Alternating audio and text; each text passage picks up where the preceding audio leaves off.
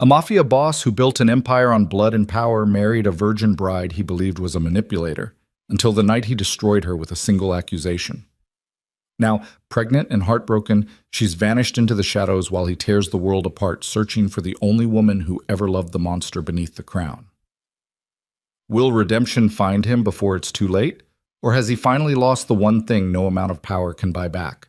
If you're ready to witness a love forged through betrayal, lies, and fire, stay with me until the very end. Hit that like button and drop a comment telling me what city you're watching from so I can see how far this story travels across the world.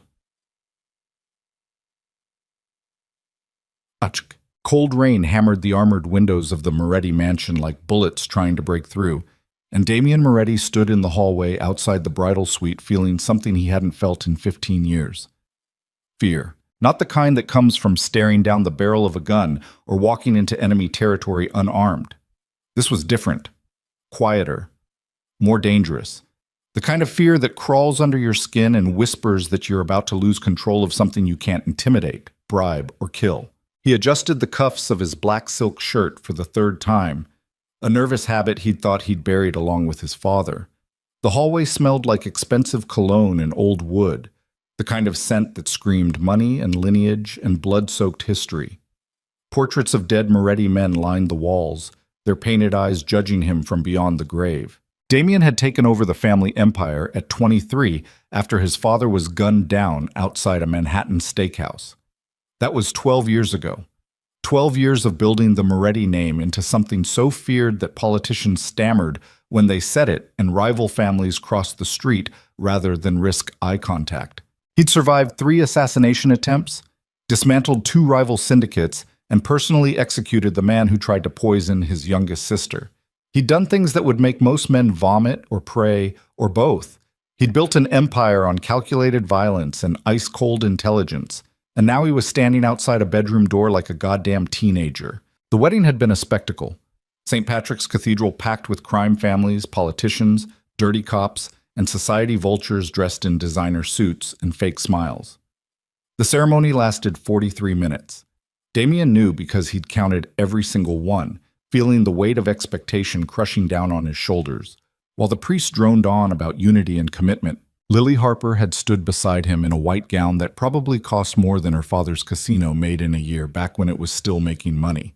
She'd looked small, fragile, terrified. Her hand had trembled when he slid the ring onto her finger, and she'd flinched when he lifted the veil for the obligatory kiss. He'd kept it brief, professional. A transaction sealed with oppressive lips that meant nothing. Except now, 3 hours later, standing outside the bridal suite, with champagne still buzzing in his veins and the sound of rain trying to drown the city, Damian realized the transaction wasn't quite finished. He pushed open the door. The suite was ridiculous. 15-foot ceilings, silk wallpaper, furniture that belonged in a museum, and floor-to-ceiling windows overlooking the Hudson River. His mother had decorated it decades ago, back when she still believed in fairy tales and happy endings. Back before his father's affairs and brutality had carved all the softness out of her face. Lily stood by the window with her back to him, still wearing the wedding gown. Moonlight cut through the rain and painted her in silver. She didn't turn around when he entered, didn't acknowledge him at all. Damian closed the door and locked it. The sound echoed. "You can drop the act now," he said, walking toward the bar cart and pouring himself 3 fingers of scotch. "The ceremony's over. The families are satisfied. You got what you came for." She turned slowly, and Damian saw her face clearly for the first time all night. No makeup left. She'd cried it all off. Her eyes were red and swollen, and there was a raw honesty in her expression that made something twist uncomfortably in his chest. "What I came for," she repeated softly. Her voice cracked on the last word. Power, protection, access to the Moretti fortune. Damian drank the scotch in 2 swallows and poured another. "Your father's casino was drowning in debt to half the families in New York. The Russos wanted his head, the Costas wanted his business, and you," he gestured at her with the glass, "you found a way to turn his failure into your golden ticket." "That's what you think happened?" Lily's hands were shaking. She clasped them together like she was trying to hold herself intact. "I know what happened. Your father sold you to save his own ass, and you went along with it because living in a mansion beats living in a 1-bedroom apartment in Queens." "My father didn't sell me." Her voice was still quiet, but there was steel underneath now. He begged me, on his knees, crying, telling me it was the only way to keep the Russos from killing him and my mother and burning down everything we had left. Damien laughed, but it came out harsh and ugly. So you're the martyr, the innocent sacrifice? I'm the daughter who didn't want to watch her parents die. Spare me the sob story. You knew exactly what you were doing when you agreed to this marriage. You saw an opportunity and you took it. That's fine. I respect the hustle. But don't stand there and pretend you're some kind of victim. Lily's face went white. For a second, Damien thought she might cry again, but instead she straightened her shoulders and met his eyes directly. You don't know anything about me. I know enough. I know your type. Beautiful girl, tragic circumstances, looking for a powerful man to rescue her. You probably practiced that wounded doe expression in the mirror. My father told me you were cruel, Lily said quietly. But I didn't think you'd be this cruel. Something about the way she said it, not angry, just sad and resigned, like she'd expected disappointment and gotten exactly what she'd braced for, made Damien's jaw tighten. He set down the glass and crossed the room until he was standing directly in front of her, close enough to smell her perfume underneath the rain, close enough to see the exhaustion carved into her face. Let's get something straight, he said. This marriage is a political arrangement, nothing more. You'll live here. You'll have access to money, security, everything the Moretti name provides. In exchange, you'll play your part in public. Smile for the cameras, attend the galas, convince the world this is real. And in private? In private, we stay out of each other's way. Lily studied his face for a long moment, and Damien had the uncomfortable sensation of being examined, dissected, seen in a way that made him want to look away first. You really believe I manipulated my way into this, she said finally. Yes. And nothing I say will change your mind. No. She nodded slowly, like she was accepting something heavy and inevitable. Then she reached up and started unbuttoning the back of her dress. Damien went very still. What are you doing? What you expect? Her fingers fumbled with the tiny buttons, sealing the transaction. Isn't that what happens on wedding nights? Stop. Why? She finally got the top button undone and moved to the next. You think I'm here for money and power, right? So I might as well complete the bargain. I said stop. Damien caught her wrist. Her skin was cold. Lily looked up at him, and for the first time that night, Damien saw something raw and desperate in her expression. Something that looked almost like anger. You want to know the truth? Her voice was shaking again. I've never done this before. With anyone. Ever. I'm 24 years old, and I've spent my entire life being told I'm too valuable to touch because my virginity might be useful someday. And now here I am, married to a man who hates me, about to give him the one thing I never wanted to give anyone this way. The words hit Damien like a physical blow. He dropped her wrist and stepped back. You're lying. Why would I lie about that? Tears were sliding down her cheeks now, but she didn't seem to notice. You already think the worst of me. What difference does it make? Damien's mind was racing, trying to reconcile the narrative he'd built, the manipulative seductress climbing her way into the Moretti empire, with the woman standing in front of him, crying and angry and somehow still dignified. You expect me to believe you agreed to marry a complete stranger and you're still a virgin? Yes. Lily wiped her face with the back of her hand, smearing what was left of her mascara. I agreed because my father told me if I didn't, the Russos would kill my entire family. He didn't give me details. He didn't tell me who I'd be marrying until 3 days before the wedding, and when he told me it was you, he said, her voice broke. He said you were dangerous, but you kept your word, and that if I could survive this, I might actually be safe for the first time in my life. The rain was louder now, pounding against the windows like it was trying to break through and drown them both. Damien stared at Lily, really looked at her, and saw things he'd been too angry and suspicious to notice before. The exhaustion, the fear, the way she was holding herself together through sheer force of will, the way she was nothing like any of the women who'd ever tried to use him. Jesus Christ, he said quietly. Lily wrapped her arms around herself. I'm not asking you to love me. I'm not even asking you to like me, but I'm not your enemy, and I didn't manipulate my way into this. I'm just a woman who's trying to survive. Damien felt something shift inside his chest, something uncomfortable and unfamiliar that he immediately wanted to shove back down and bury. Compassion. He'd spent 15 years killing that instinct, treating it like a weakness that would get him destroyed. His father had beaten it into him. Trust no one, love nothing, control everything. Emotion was a blade your enemies would use to cut your throat. But looking at Lily now, exhausted and heartbroken and still trying to hold on to whatever dignity she had left, Damien felt the ice he'd built around himself start to crack. "Take off the dress," he said. Lily went pale. "What? Not like that. You look like you're about to collapse. Get out of the gown, take a shower, put on something comfortable. I'll sleep in one of the guest rooms tonight." "You don't have to sit—" "I'm not doing this for you," Damien interrupted. "I'm doing it because I'm not the kind of man who forces himself on a woman who clearly doesn't want to be touched, even if she's my wife." He walked toward the door, then stopped with his hand on the lock. "For what it's worth," he said without turning around, "I believe you. About your father, about the circumstances, about—" He trailed off, not sure how to finish the sentence. "About being a virgin?" Lily's voice was quiet. "Yeah, that." There was a long silence, broken only by the rain. "Thank you," Lily whispered. Damien unlocked the door and left before he could do something stupid like apologize or promise things he couldn't deliver. The hallway felt colder than before.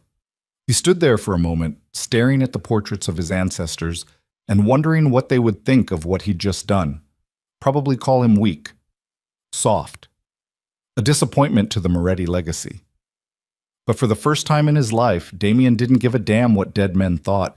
He walked downstairs to his office, poured himself another drink, and tried to ignore the fact that everything he'd believed about his new wife had just been turned completely upside down. The next morning arrived gray and miserable, matching Damien's mood perfectly. He'd slept maybe 2 hours, spent most of the night reviewing financial reports and trying not to think about Lily crying in the bridal suite. By the time dawn broke, he'd consumed half a bottle of scotch and made exactly 0 progress on anything productive. Marco, his head of security and closest thing to a friend, found him at 6:30 in the morning, still sitting at his desk. "You look like shit, boss." "Good morning to you, too." Marco was 53, built like a concrete wall, and had been with the Moretti family since Damien's father was alive. He'd taken a bullet for Damien once and never let him forget it. He was also one of 3 people in the world Damien actually trusted. "Wedding night didn't go well?" Marco asked, dropping into a chair across from the desk. "We didn't sleep together." Marco's eyebrows went up. "That's not like you. She's not like the others." "How so?" Damien leaned back in his chair and rubbed his eyes. "She's terrified, heartbroken, thrown into this situation against her will. And I spent the first hour of our marriage accusing her of being a manipulative gold digger." "Were you wrong?" "Completely." Marco let out a low whistle. "That's rare for you." "I know." "So what are you going to do about it?" Damien stared at the ceiling. "No idea." They sat in silence for a moment, listening to the mansion wake up around them. Footsteps on marble floors, doors opening and closing, the quiet hum of a house full of people trying to stay invisible. "You could try being nice to her," Marco suggested. "I don't do nice." "Yeah, I've noticed. It's one of your more charming qualities." Damien shot him a look. "I'm not going to pretend this is a real marriage. It's a political arrangement. She knows that. I know that. Everyone knows that. Sure, but political arrangements work better when both parties aren't miserable. She'll adjust. Will she? Or will you just have another person in this house who's afraid of you?" That hit harder than Damien wanted to admit. He thought about the staff, the maids, the cooks, the drivers, the security team. They were efficient, professional, terrified. They did their jobs perfectly because the alternative was unemployment or worse. No one in this house loved him. They respected him, feared him, obeyed him. But loved him? No. And that had always been fine. Love was a liability in his world. Love got you killed. Love made you weak and stupid and vulnerable. Except now he was thinking about Lily standing in that bridal suite, crying and angry, and trying to explain that she wasn't his enemy. "I'll talk to her," Damien said finally. "Good. Because she's your wife now, and the families are watching. If this marriage falls apart, it makes you look weak. And weakness gets people killed in our world." "I'm aware." Marco stood up. Also, boss, try not to be a complete asshole when you talk to her. Just a suggestion. He left before Damien could respond. Gishawotek. Damien found Lily in the garden around noon. She was sitting on a stone bench near the fountain, wearing jeans and a simple white sweater, staring at the water like it held answers to questions she hadn't figured out how to ask yet. Her hair was pulled back in a ponytail, and without the wedding makeup and expensive gown, she looked younger, more real. She didn't notice him approaching until he was a few feet away.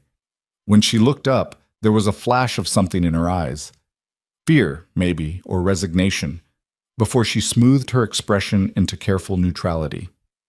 "I'm not bothering anyone," she said quickly. "I just needed some air." "You're allowed to be in the garden, Lily. This is your home now."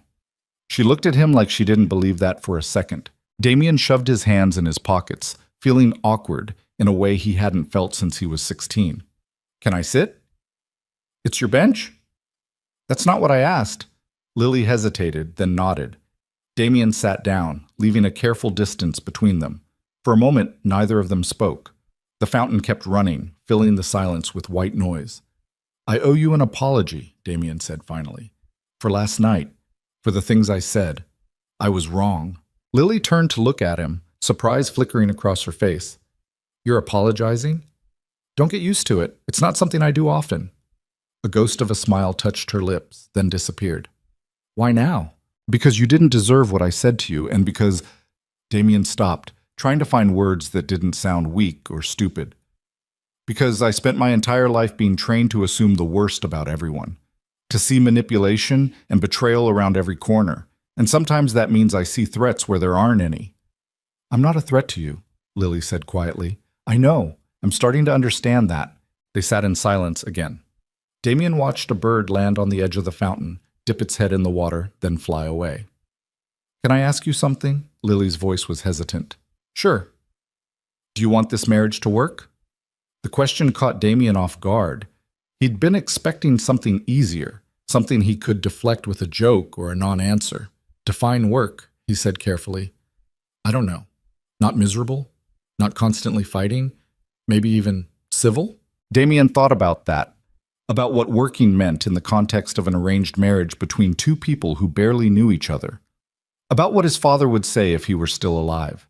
His father would tell him to keep Lily at arm's length, use her when necessary, discard her when convenient, never let emotion complicate business. But his father had also died alone, hated by everyone except the men who were paid to stand at his funeral. "I think civil is possible," Damien said finally. Lily nodded slowly. "Okay, civil. We can do civil." "There are going to be expectations," Damien continued. "Public appearances, charity events, family gatherings. You'll need to play the part of the devoted wife for the cameras." "I can do that." "And in private, we maintain separate lives, separate bedrooms. You have your space, I have mine. No pressure, no obligations beyond what's necessary for appearances." Something flashed in Lily's eyes. Disappointment, maybe, or relief, but she nodded again. "That sounds fair." "Good." They fell back into silence. Damien found himself studying her profile, noticing details he'd missed before. The way she held tension in her shoulders. The way her fingers twisted together in her lap. The way she looked like she was constantly bracing for the next blow. "You don't have to be afraid of me," he said quietly. Lily turned to face him, and her expression was complicated, sad and honest, and a little bit broken. "Everyone's afraid of you," she said. "Why would I be any different?" "Because you're my wife, not my enemy. In your world, can someone be both?" The question hit harder than it should have, because she was right. In Damien's world, trust was currency, and everyone was a potential threat until proven otherwise. But looking at Lily now, exhausted and fragile and trying so goddamn hard to hold herself together, Damien realized he didn't want her to be afraid of him. He wanted something else, something he couldn't quite name yet. "I'm not going to hurt you," he said. "I need you to believe that." "Okay." "Do you believe it?" Lily was quiet for a long moment, studying his face like she was trying to read truth in the lines and scars. "I want to," she said finally. "I'm trying to." "That's good enough for now." They sat together in the garden until the sun started setting, not talking much, just existing in the same space without hostility or suspicion. And when Damien finally stood to go back inside, he realized something had shifted between them. Not love, not even trust yet, but maybe the smallest, most fragile possibility of both. 3 weeks passed. Damien kept his promise. Separate bedrooms, separate lives, civil conversations over breakfast when their schedules aligned, otherwise ships passing in the marble hallways of the mansion. But something was changing, slowly, almost imperceptibly. Lily didn't hide in her room anymore. She started exploring the house, asking the staff questions, learning names and stories. She brought fresh flowers into the dining room. She opened windows that had been closed for years. She laughed at something one of the younger maids said, and the sound echoed through halls that had been silent for too long. The staff stopped being afraid of her, started smiling when she entered rooms, started asking if she needed anything before she could ask them. Damien noticed, and he noticed himself noticing, which was even stranger. He'd catch glimpses of her through doorways, reading in the library, practicing piano in the music room, talking to the gardener about roses, and every time he'd feel something twist in his chest. Marco noticed too. "You're staring again, boss." They were standing in Damien's office, reviewing security reports for an upcoming meeting with the Italians, and Damien had been looking out the window at Lily walking through the garden. "I'm not staring, I'm observing." "Right, observing. Is that what we're calling it now?" Damien turned away from the window. "She's adapting. That's good. It makes the arrangement more sustainable." "The arrangement?" Marco repeated, smirking. "Sure. What's that supposed to mean?" "Nothing, boss. Absolutely nothing." Damien was about to respond when his phone buzzed. He glanced at the screen and felt his jaw tighten. Cassandra Blake. He ignored the call. "Who is that?" Marco asked. "No one important." But that was a lie, and they both knew it. Cassandra had been Damien's lover for 3 years. Not a girlfriend. He didn't do relationships, but a consistent presence in his life. Beautiful, ambitious, calculating. She'd understood the rules. No strings, no expectations, no emotions beyond what happened in bed. Then Damien had gotten engaged, and Cassandra had taken it about as well as expected. She'd shown up at the mansion the day after the engagement was announced, drunk and furious, accusing him of betrayal. Damien had sent her away and blocked her number. Apparently she'd gotten a new phone. The problem was, Cassandra knew things. About his business, about his operations, about weaknesses in the Moretti Empire that could be exploited if she got angry enough. That made her dangerous. "You need to deal with her," Marco said, reading his expression, "before she becomes a problem." "I know. Want me to handle it?" Damien thought about that. Thought about Marco showing up at Cassandra's penthouse apartment with a warning or a threat, or worse. Thought about how that would play out if word got back to the other families. "No, I'll take care of it myself." "When?" "Soon." But soon turned into 2 more ignored calls and a text message that said simply, "We need to talk." Damien deleted it. The annual Moretti Charity Gala was held on the first Saturday in October, exactly 1 month after the wedding. It wasn't really about charity, it was about power. A showcase for New York's criminal elite to gather in one place, make deals, show off their wealth, and remind everyone who was still standing after another year of violence and betrayal. Damien hated these events. Too many smiles that didn't reach eyes. Too many knives hidden under tuxedos. Too many people pretending they weren't all criminals playing dress-up. But attendance wasn't optional, and this year, he'd be bringing Lily. "You'll need a gown," he told her 3 days before the event. They were having coffee in the breakfast room, one of their rare morning interactions. "Something expensive, something that makes a statement." Lily looked up from her book. "What kind of statement?" "That you belong here. That you're untouchable. That anyone who tries to hurt you will answer to me." "That's a lot of pressure for a dress." "Welcome to my world." She studied him for a moment, then closed the book. "Are you worried about something specific?" Damien considered how much to tell her. About Cassandra. About the families who'd been making noise about the Harper debt. About the fact that arranged marriages were seen as weakness by some of the younger, more aggressive bosses who thought old traditions were for old men. "There will be people at this gala who don't like me," he said finally, "and by extension, don't like you. I need you to be strong, confident. Show them you're a Moretti now, not just the Harper girl who got lucky. Lily's expression hardened slightly. I can handle that. Good. Can I ask you something? Sure. Why do you care what they think? You're the most powerful man in New York. Why does it matter if some of them don't like you? Damien smiled, but it was sharp and humorless. Because power isn't about fear alone, it's about respect. And respect requires maintaining appearances. The moment you show weakness, you're dead. Maybe not immediately, maybe not even soon, but eventually someone will see the opening and take their shot. That sounds exhausting. It is. Lily looked at him with something that might have been sympathy. Does it ever get easier? No, you just get better at pretending it does. Besh. The night of the gala arrived with cold wind and clear skies. Damien stood in his bedroom, adjusting his bow tie in the mirror and trying to ignore the knot of tension in his stomach. He'd been to 100 of these events, faced down more dangerous men than would be in that ballroom tonight. But this was the first time he'd be bringing a wife. The first time he'd be publicly claiming someone as his, and that made him vulnerable in ways he'd spent his entire adult life avoiding. There was a knock on his door. Come in.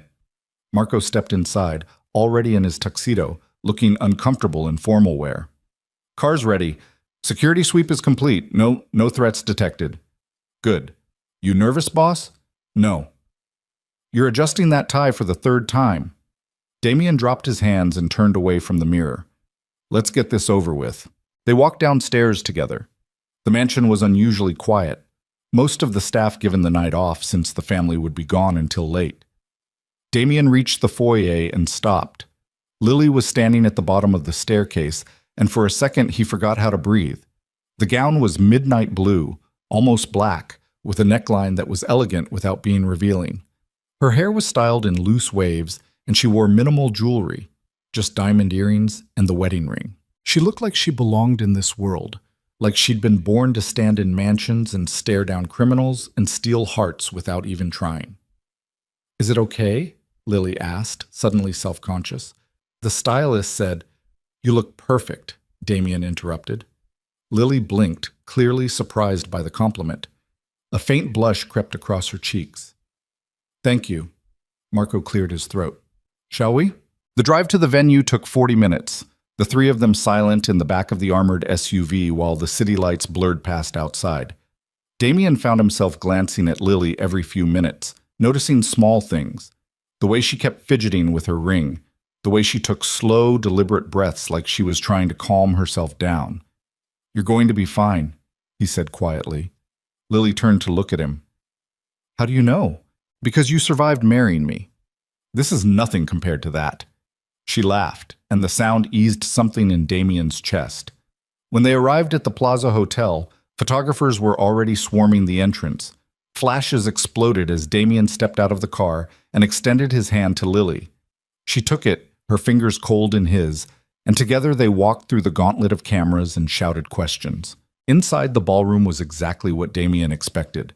Crystal chandeliers, gold everywhere. Tables covered in silk. Men in tuxedos and women in gowns that cost more than most people made in a year.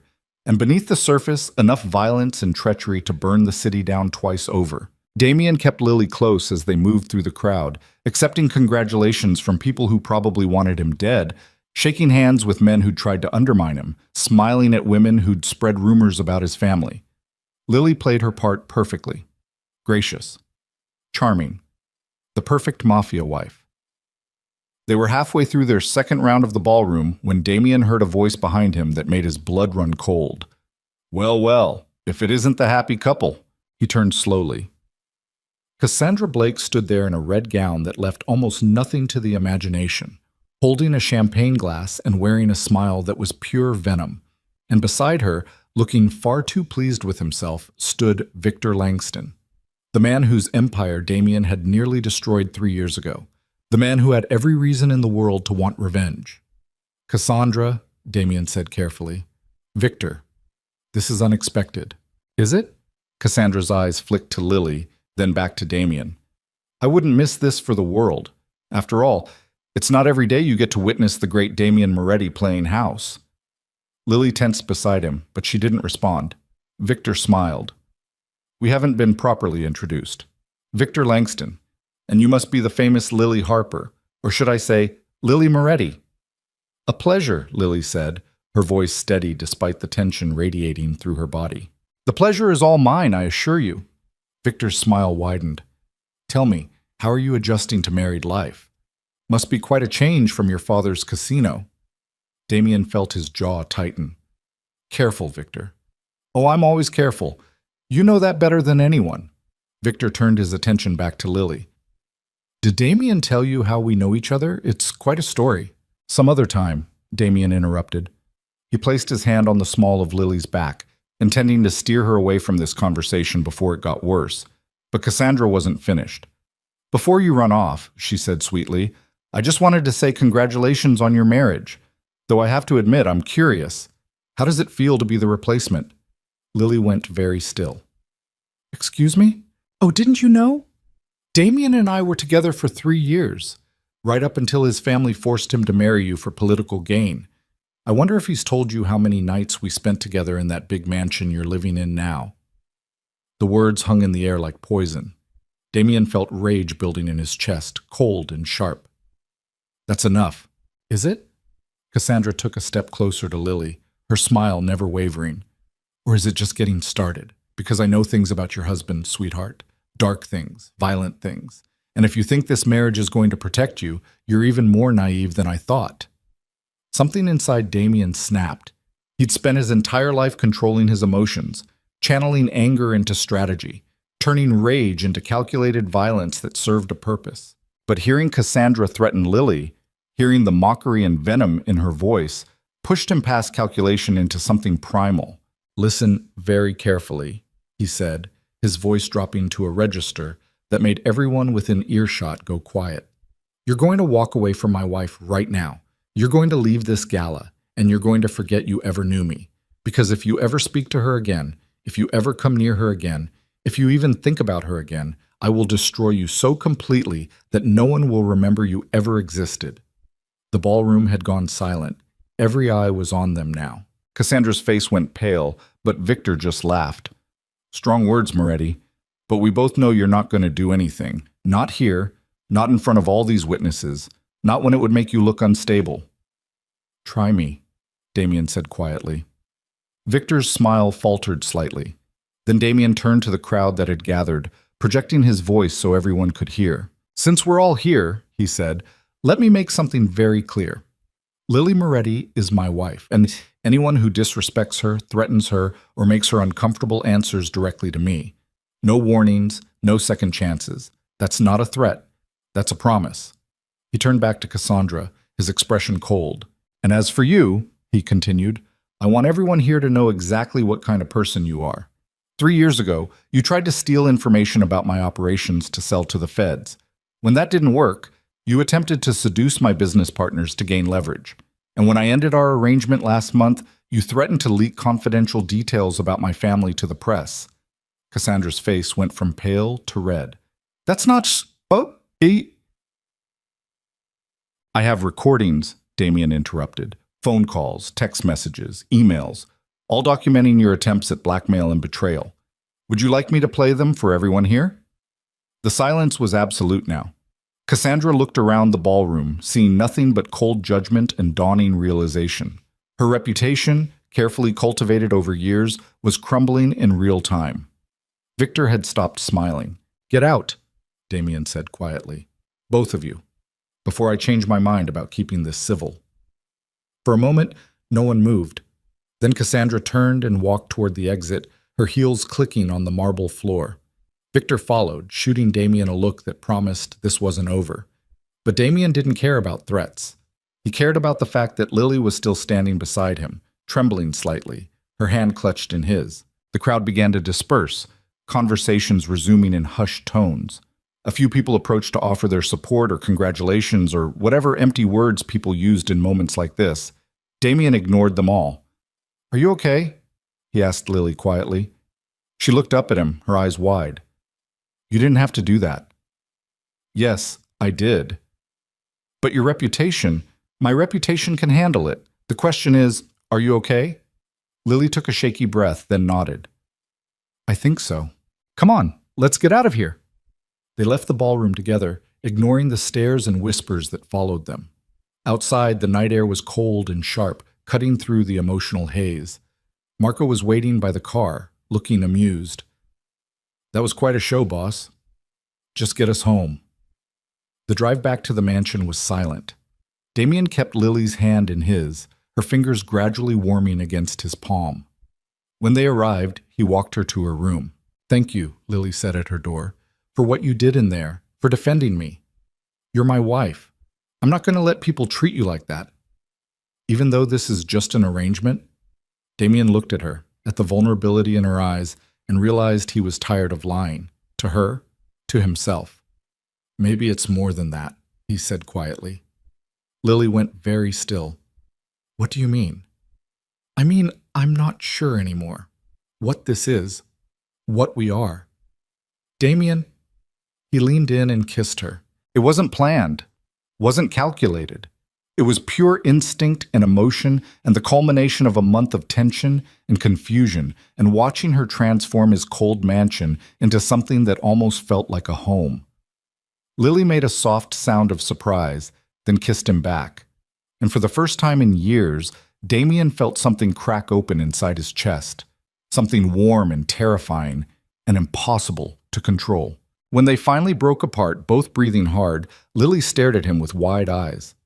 What was that? She whispered. I don't know, Damien admitted, but I think we're going to need to figure it out. He left her standing there, went to his own room, and tried to process what the hell had just happened. He'd spent his entire life building walls, protecting himself, keeping everyone at a carefully calculated distance. But Lily was getting through, past the walls, past the defenses, into places he'd thought were sealed off forever. And the truly terrifying part? He was starting to let her. 2 days later, Marco knocked on Damien's office door with news. We've got a problem. Damien looked up from the financial reports he'd been reviewing. What kind of problem? The kind involving Cassandra Blake and Victor Langston meeting at a restaurant in Midtown. Damien's blood went cold. Are you sure? Our guy got photos. They were there for 3 hours. Very cozy. Shit. Marco dropped the photos on the desk. Sure enough, there was Cassandra and Victor, heads close together, clearly deep in conversation. What do you think they're planning? Marco asked. Damien studied the images, his mind racing through possibilities. Victor had resources, connections, and a deep burning need for revenge after what Damien had done to his empire. Cassandra had inside knowledge, details about Moretti operations, weaknesses she'd learned during their relationship. Together, they were dangerous. I don't know, Damien said finally, but we need to find out, fast. Want me to put surveillance on both of them? Yes, and increase security around the mansion, especially around Lily. Marco nodded. You think they'll go after her? Damien looked at the photos again, at the calculating expressions on both their faces, and felt dread settle in his stomach. I think they'll go after whatever hurts me most. And right now, that was Lily. He just hadn't admitted it out loud yet. The surveillance photos sat on Damien's desk like evidence of a crime that hadn't happened yet. He'd been staring at them for 20 minutes, watching Cassandra's face blur into Victor's across the glossy surface, trying to read intent in pixels and shadows. Marco stood by the window, arms crossed, radiating the kind of patient tension that came from 20 years of waiting for violence to arrive. We could grab them both, Marco said. Tonight. Make this problem disappear before it becomes a problem. Damien rubbed his eyes. 3 hours of sleep in 2 days was catching up with him. No, that's what they want. Give them an excuse to paint me as unstable, dangerous, a threat to the other families. You are dangerous. But I'm not unstable. There's a difference. Victor doesn't care about the difference. He wants revenge. And Cassandra wants to hurt you for humiliating her at the gala. Damien knew Marco was right. Knew that every hour he waited gave them more time to build whatever plan they were constructing. But moving too fast, too obviously, would make him look paranoid, weak, and weakness was blood in the water. Double the security detail on Lily, Damien said. Make sure she's never alone outside the estate. And I want eyes on Victor and Cassandra 24/7. Phone taps if we can get them. I want to know what they're planning before they know we know. Marco nodded. You're going to tell her? Tell her what? That she's in danger. That your ex-lover and a rival boss are plotting something. Damien thought about Lily, about the way she'd looked at him after he'd kissed her, equal parts confused and hopeful and terrified, about how she was just starting to relax in the mansion, just beginning to believe she might actually be safe here. Not yet, he said. No reason to scare her if we don't have concrete details. Boss, I said not yet. Marco stared at him for a long moment, then shook his head. You're getting attached. I'm being careful. No. Careful would be locking her in a panic room until this blows over. You're trying to protect her from being scared. That's attachment. Get out. Just saying. Marco left and Damien was alone with the photographs and his thoughts. The problem was, Marco was right. Damien was getting attached. An attachment was exactly what Victor and Cassandra would exploit if they were smart, which they were. He swept the photos into a drawer and locked it. Then he poured himself 2 fingers of bourbon, even though it was barely noon, and tried to figure out how to keep Lily safe without admitting how much keeping her safe was starting to matter. Lily was in the library when Damien found her that afternoon, curled up in one of the oversized leather chairs with a book and a cup of tea that had probably gone cold an hour ago. Sunlight slanted through the tall windows, turning her hair into spun gold. She looked peaceful, content. Damien almost turned around and left without disturbing her, but she glanced up before he could retreat, and her face transformed when she saw him. Not quite a smile, but something warmer than the careful neutrality she'd worn for the first month of their marriage. Hey, she said. Hey. Damien walked into the library and dropped into the chair across from hers. They'd been dancing around each other for 2 days now, ever since the kiss. Not avoiding, exactly, but not seeking out either. Both of them trying to figure out what the hell had changed between them. What are you reading? Damien asked. Lily held up the book. Pride and Prejudice. I know, it's not exactly groundbreaking literature, but you don't have to justify your reading choices to me. I know. Old habit. My father used to criticize everything I read, said novels were a waste of time when I should be learning practical skills. Practical skills like what? How to smile at men I hated. How to pretend to be interested in conversations that made me want to scream. How to be valuable. The bitterness in her voice caught Damien off guard. That sounds exhausting, he said. It was. But that's what daughters are for, right? Strategic assets in business negotiations. Damien thought about his own sisters, about how his father had tried to arrange marriages for them too, trading them like poker chips to shore up alliances. About how he'd put a stop to it after taking over the family, deciding that some traditions needed to die. For what it's worth, he said, I don't see you as an asset. Lily looked at him, surprise flickering across her face. What do you see me as? The question hung between them, loaded and dangerous. Damien thought about lying, giving her some smooth answer that maintained distance and control. But he was tired, and the bourbon he'd had earlier was making him honest in ways he usually wasn't. I'm not sure yet, he admitted. But it's not what I thought a month ago. Lily set down her book. Because I told you I was a virgin? Because you proved me wrong. About everything. About who you were, why you were here, what you wanted. I spent 15 years learning to read people, and you made me realize I don't know shit. A ghost of a smile touched her lips. Is that supposed to be a compliment? It's supposed to be the truth. They sat in silence for a moment, the kind of comfortable quiet that Damien wasn't used to. Usually silence made him tense, alert, waiting for the attack he knew was coming. But with Lily, silence felt different, safer. Can I ask you something? She said. Sure. What happened between you and Cassandra? Damien's jaw tightened automatically. He should have known this was coming. Should have prepared an answer that was honest enough to satisfy without revealing too much. We had an arrangement, he said carefully. Physical. No emotions, no expectations beyond that. It lasted 3 years. Did you love her? No. Did she love you? Damien thought about Cassandra, about the way she'd looked at him sometimes, like she was trying to crack a code she couldn't quite break, about the increasing demand she'd made toward the end, wanting more time, more access, more of him than he was willing to give. I think she loved what I represented, he said. power, money, access to a world most people never see. But me? No. She didn't know me well enough to love me. Does anyone know you well enough? The question hit harder than it should have. Damien thought about Marco, who'd been his closest friend for years but still maintained a professional distance. About his sisters, who called on holidays and avoided asking about his work. About the parade of people who orbited his life without ever really touching it. No, he said quietly. I don't let them. Lily studied him with those eyes that saw too much. Why not? Because knowing me is dangerous, for them and for me. That sounds lonely. It's safe. Are you sure those are different things? Damien didn't have an answer for that. Lily picked up her tea, realized it was cold, and set it back down with a soft laugh. We're quite a pair, aren't we? Me, trained to be valuable instead of loved. You, trained to be safe instead of known. Is that what we are? A pair? She met his eyes. I don't know. Are we? Damien stood up, crossing to where she sat, and extended his hand. Come with me. Lily looked at his hand, then at his face, searching for something. Then she took it and let him pull her to her feet. He led her through the mansion, up 2 flights of stairs to the east wing, where he kept his private quarters. Past the bedroom where he slept, past the office where he worked, to a door at the very end of the hallway that was always locked.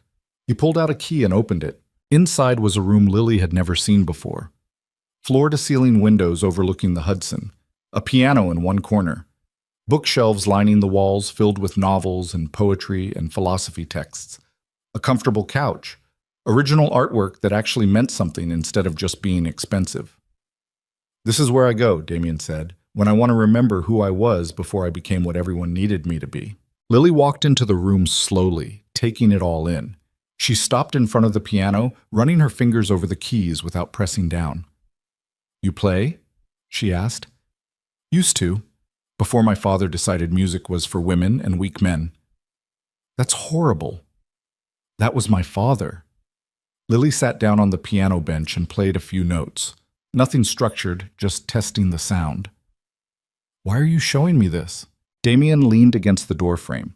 Because you asked if anyone knows me, and I'm trying to figure out if maybe I want you to. The confession hung in the air between them. Lily's hands stilled on the keys. When she looked up at him, there were tears in her eyes.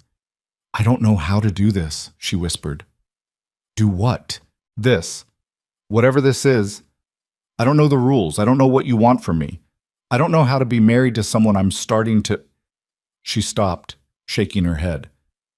Starting to what? Care about, she finished quietly. I'm starting to care about you. And that terrifies me. Because I don't know if you're showing me this room because you feel the same way, or because you're trying to manipulate me into feeling something that isn't real. The words hit Damien like a punch to the gut. You think I'm manipulating you? I think you're trained to get what you want from people. And I think I'm exactly the kind of naive, desperate woman who would fall for it. Damien crossed the room in 3 strides and dropped to his knees in front of the piano bench so they were eye level. Listen to me, he said. I don't know what the hell I'm doing either. I don't have rules for this. I don't have a playbook. But I'm not manipulating you. I'm showing you this room because you're the first person in 15 years I've wanted to show it to.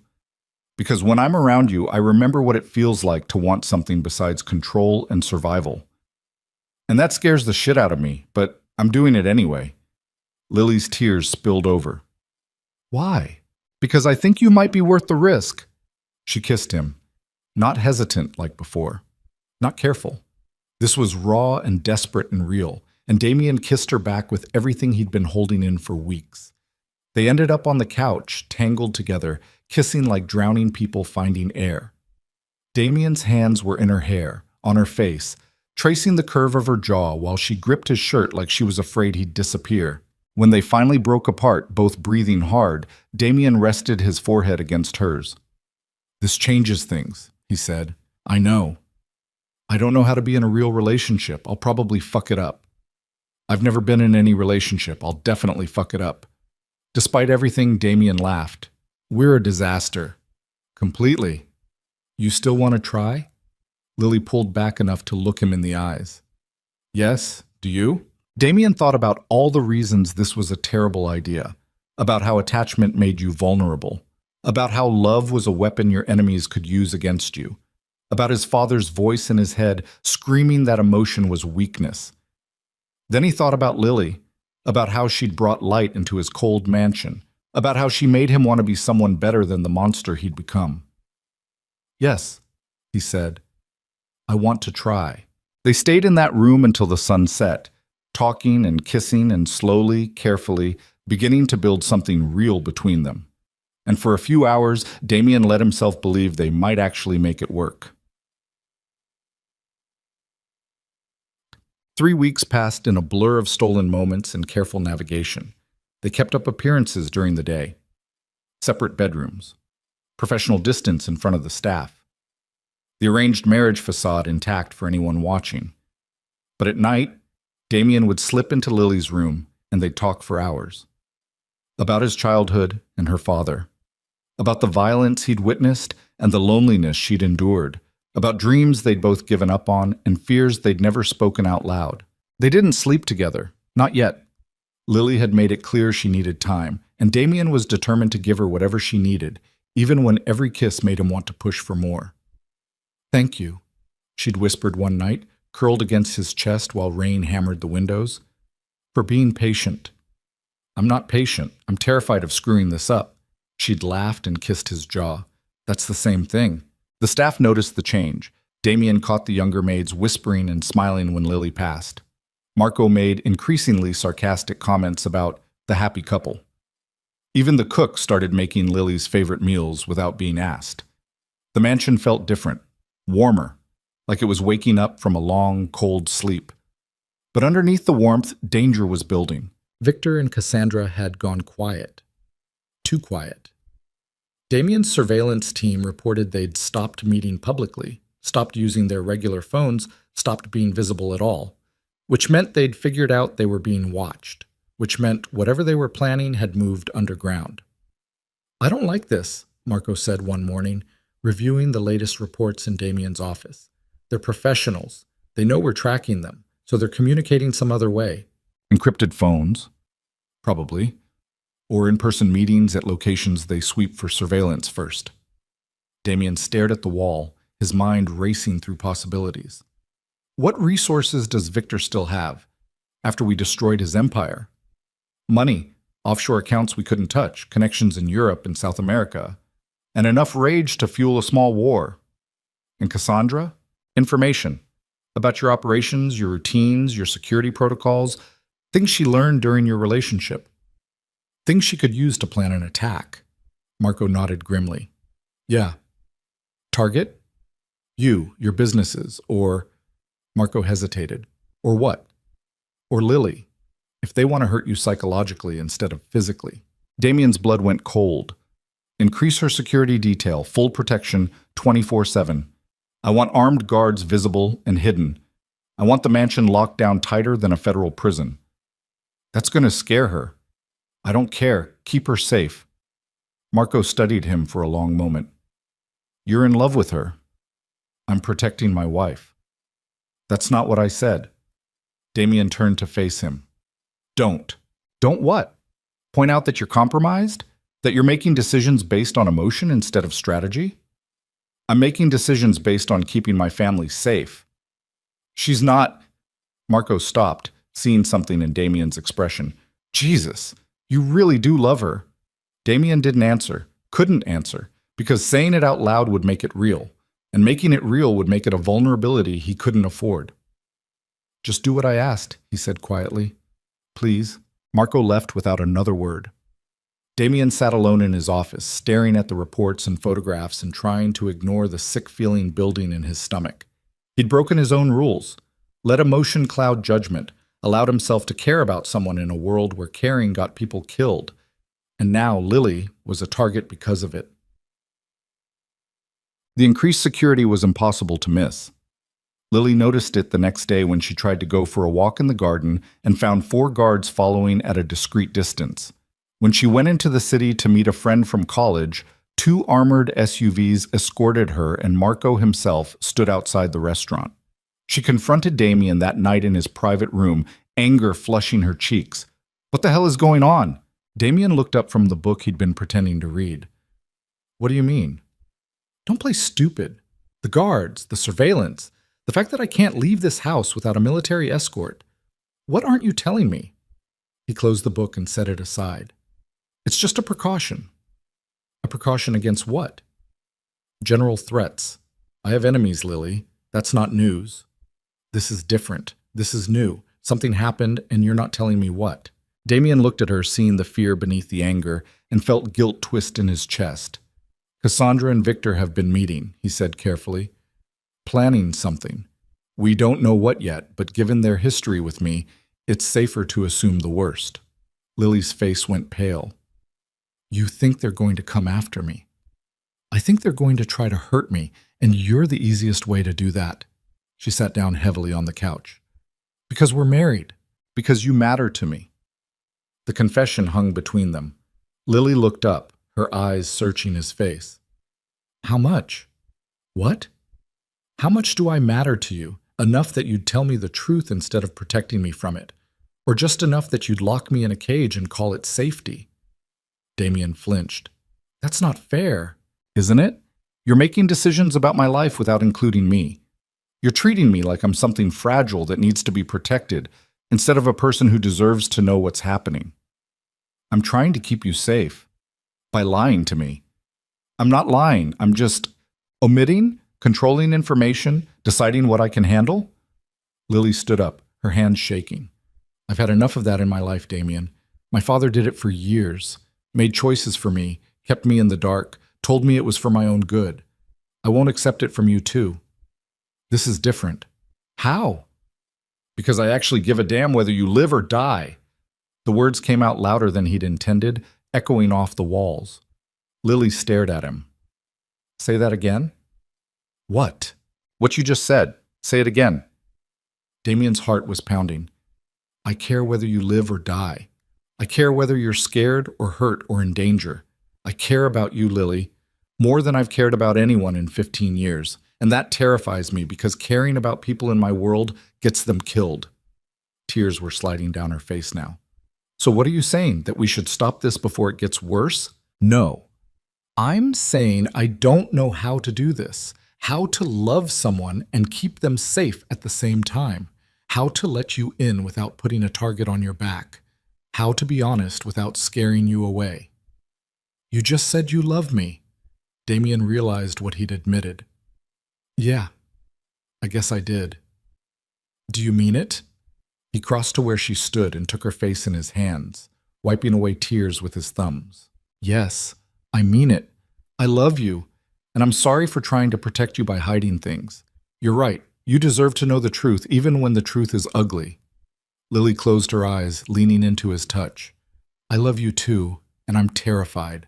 Not of Cassandra or Victor or whatever they're planning. I'm terrified of losing this. Of losing you. You're not going to lose me. You don't know that. I do. Because I've survived a lot worse than a bitter ex-lover and a washed-up rival boss. And now I have something worth surviving for. She kissed him then, deep and desperate, and Damien kissed her back like he could somehow transfer safety through touch alone. When they broke apart, Lily's eyes were still wet but determined. Tell me everything, she said, about Cassandra and Victor, about what you think they're planning, about the risks, all of it. No more protection through ignorance.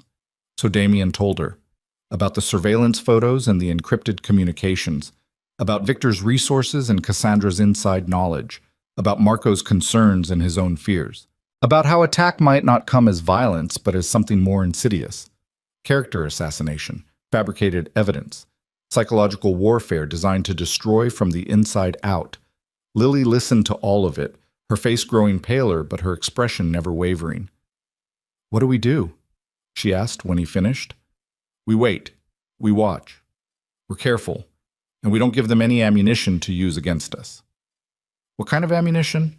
Anything that could be twisted, photographed out of context, recorded and manipulated.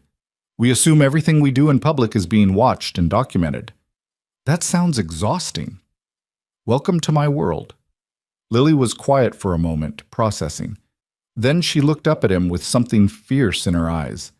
If they come after us, we fight back. Together. No more you protecting me while I stay in the dark. We're partners now. Equals. Equals? I may not know how to run a criminal empire, but I know how to survive. I've been doing it my whole life. So if we're going to face this threat, we face it as a team. Damien felt something shift in his chest. Pride, maybe. Or recognition. Seeing the steel beneath Lily's soft exterior and realizing she was stronger than he'd given her credit for. Partners, he agreed. They sealed it with a kiss that turned into more. For the first time, Lily didn't pull away when Damien's hands roamed lower.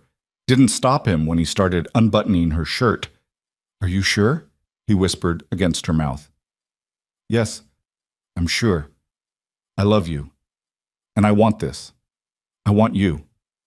They made love that night in Damien's private room, surrounded by books and moonlight, and the truth they'd finally shared with each other. And afterward, lying tangled together while Lily slept against his chest, Damien allowed himself to believe they might actually survive what was coming. But the next 6 weeks were the best of Damien's life. He and Lily stopped pretending, stopped maintaining separate bedrooms and professional distance. The staff figured it out immediately and responded with genuine happiness instead of the dutiful smiles they usually wore. Lily transformed the mansion completely. Fresh flowers in every room, windows thrown open to let in light, laughter echoing through hallways that had been silent for too long. She befriended the younger staff members, learning their names and stories. She reorganized the library. She convinced Damien to host a small dinner party for his sisters, who showed up suspicious and left charmed. I like her, his youngest sister Angela told him privately. She's good for you. You smile now. I didn't think you remembered how. Damien did smile now. Woke up smiling. Came home from brutal business meetings and found Lily reading in the library and felt tension melt away.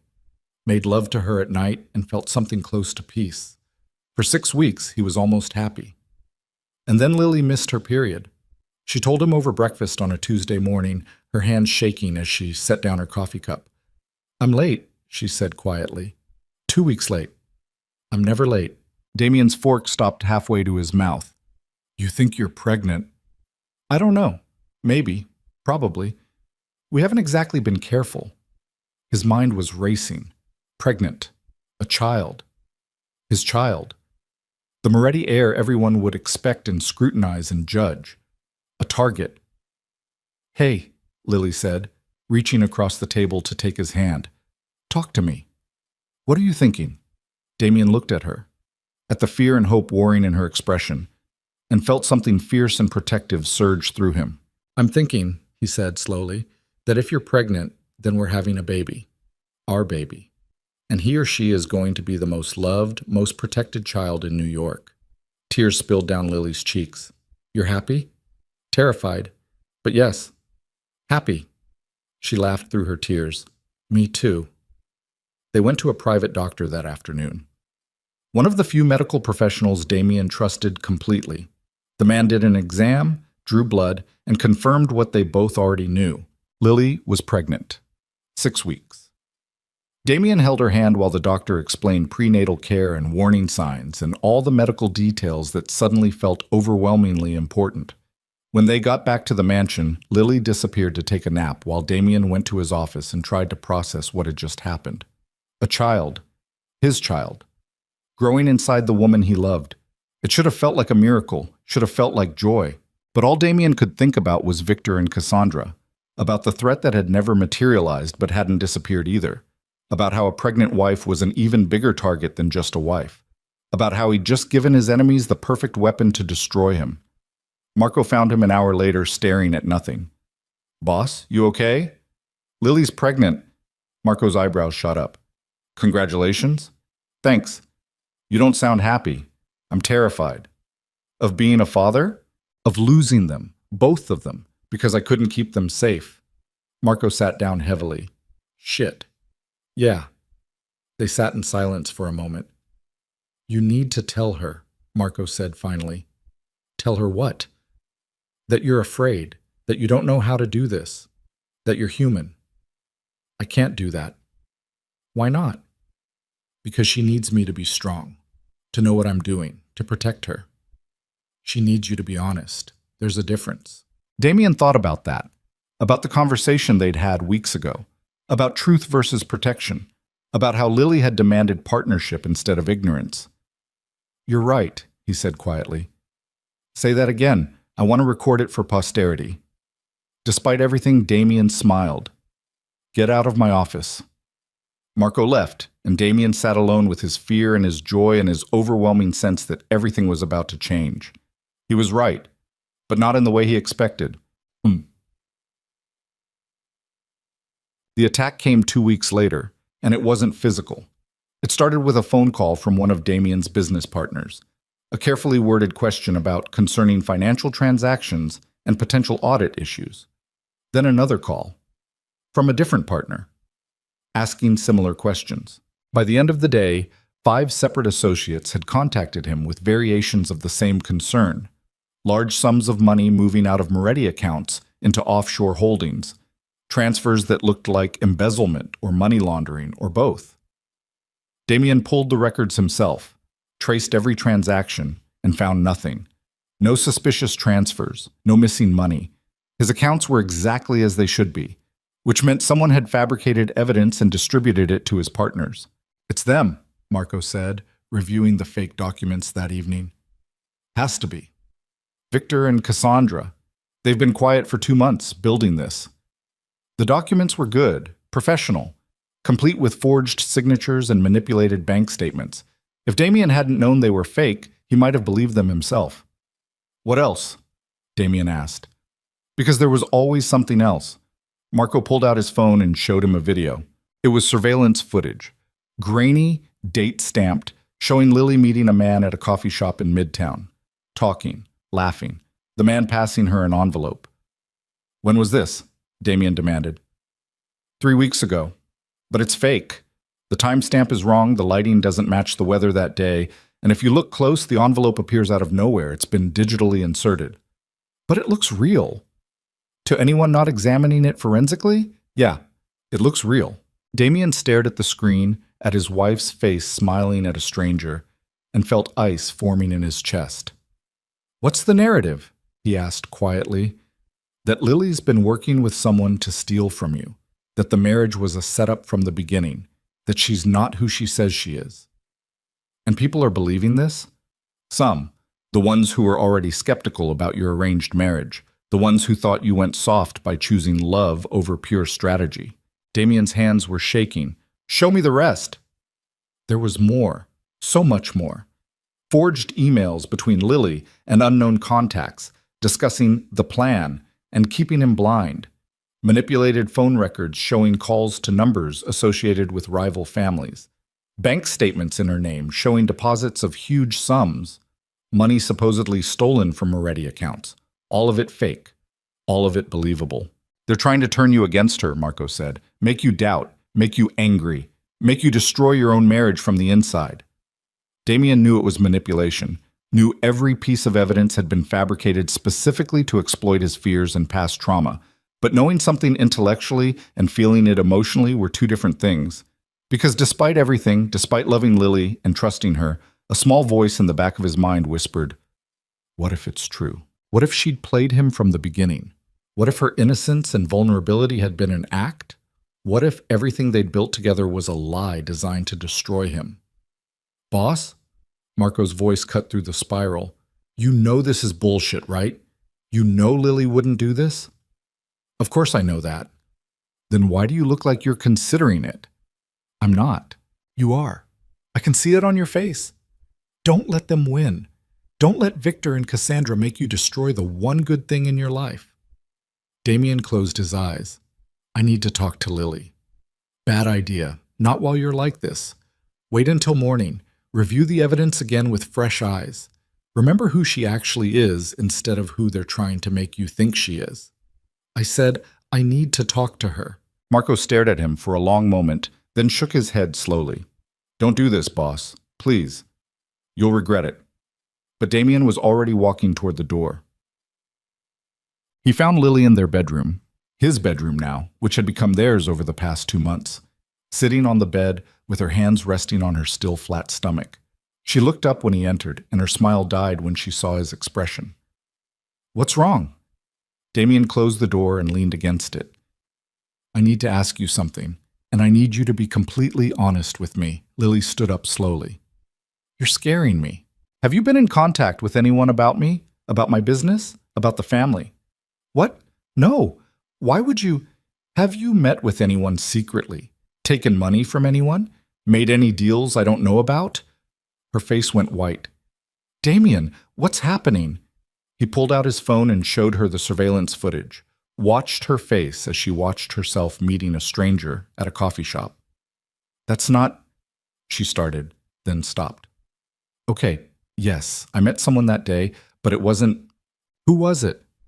My old roommate from college. She needed help with, what did she give you in that envelope? Photos, old pictures of us together. She was cleaning out her apartment and thought I'd want them. You're sure that's all it was? Lily stared at him, hurt bleeding into her expression. You don't believe me. I'm trying to, but there's more. Financial records, emails, phone calls, all showing a pattern of what? Me stealing from you? Me betraying you? Her voice was rising. After everything we've been through, after everything we've shared, you actually believe I would do that? I don't know what to believe. The words came out harsher than he'd intended. Lily flinched like he'd struck her. Show me the evidence. Damien hesitated, then pulled up the forged documents on his phone, handed it to her, watched her face as she scrolled through fabricated emails and manipulated bank statements. This is fake, she said quietly. All of it. You know that, right? I know it could be fake, but I also know how good people are at lying, at manipulating, at making you believe in something that doesn't exist. People like me? I didn't say that. You didn't have to. Lily handed back the phone, her hands trembling. Let me guess. Cassandra and Victor? This is their move? Probably. And you're falling for it. I'm being careful. No. You're being paranoid. There's a difference. Tears were streaming down her face now. I've given you everything, Damien. My trust, my body, my heart. I'm carrying your child inside me right now. And you're standing here accusing me of betrayal based on forged documents created by people who want to destroy us. I'm not accusing you. I'm asking questions. Questions that assume I'm guilty. Questions that treat our entire relationship like it might be a con. Can you blame me? Look at this evidence. If you saw this about someone else, wouldn't you have doubts? If it was someone I loved, someone I trusted, someone I'd built a life with? Lily shook her head. No, I wouldn't. Because love means believing in someone even when the evidence says you shouldn't. That's naive. No, that's what it means to actually love someone instead of just saying the words. The accusation hit Damien like a physical blow. I do love you, he said. Do you? Or do you love the idea of me? The version of me that fits your narrative? Because the second something challenges that narrative, you're ready to believe the worst. That's not fair, isn't it? You spent your whole life learning to trust no one, to see manipulation everywhere, to assume everyone has an angle. And now you're looking at me, your wife, the mother of your child, the same way you'd look at a business rival. I'm trying to protect us. By destroying us from the inside? By doing exactly what they want you to do? Damien opened his mouth to respond, but Lily cut him off. I need you to leave, she said quietly. What? Get out. I can't. Her voice broke. I can't look at you right now. Not when you're looking at me like I'm the enemy. Lily. I said get out. The scream echoed off the walls.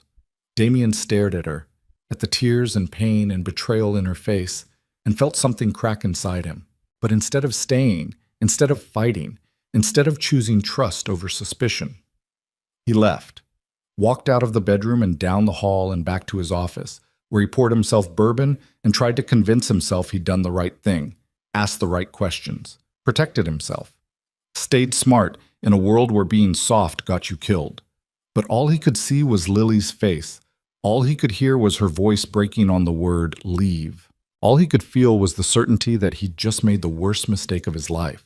And in the morning, when he finally gathered the courage to go back to their room and apologize and beg her to forgive him, Lily was gone. The closet was half empty. Her suitcases were missing. And on the bed was her wedding ring, No note, no explanation, no forwarding address.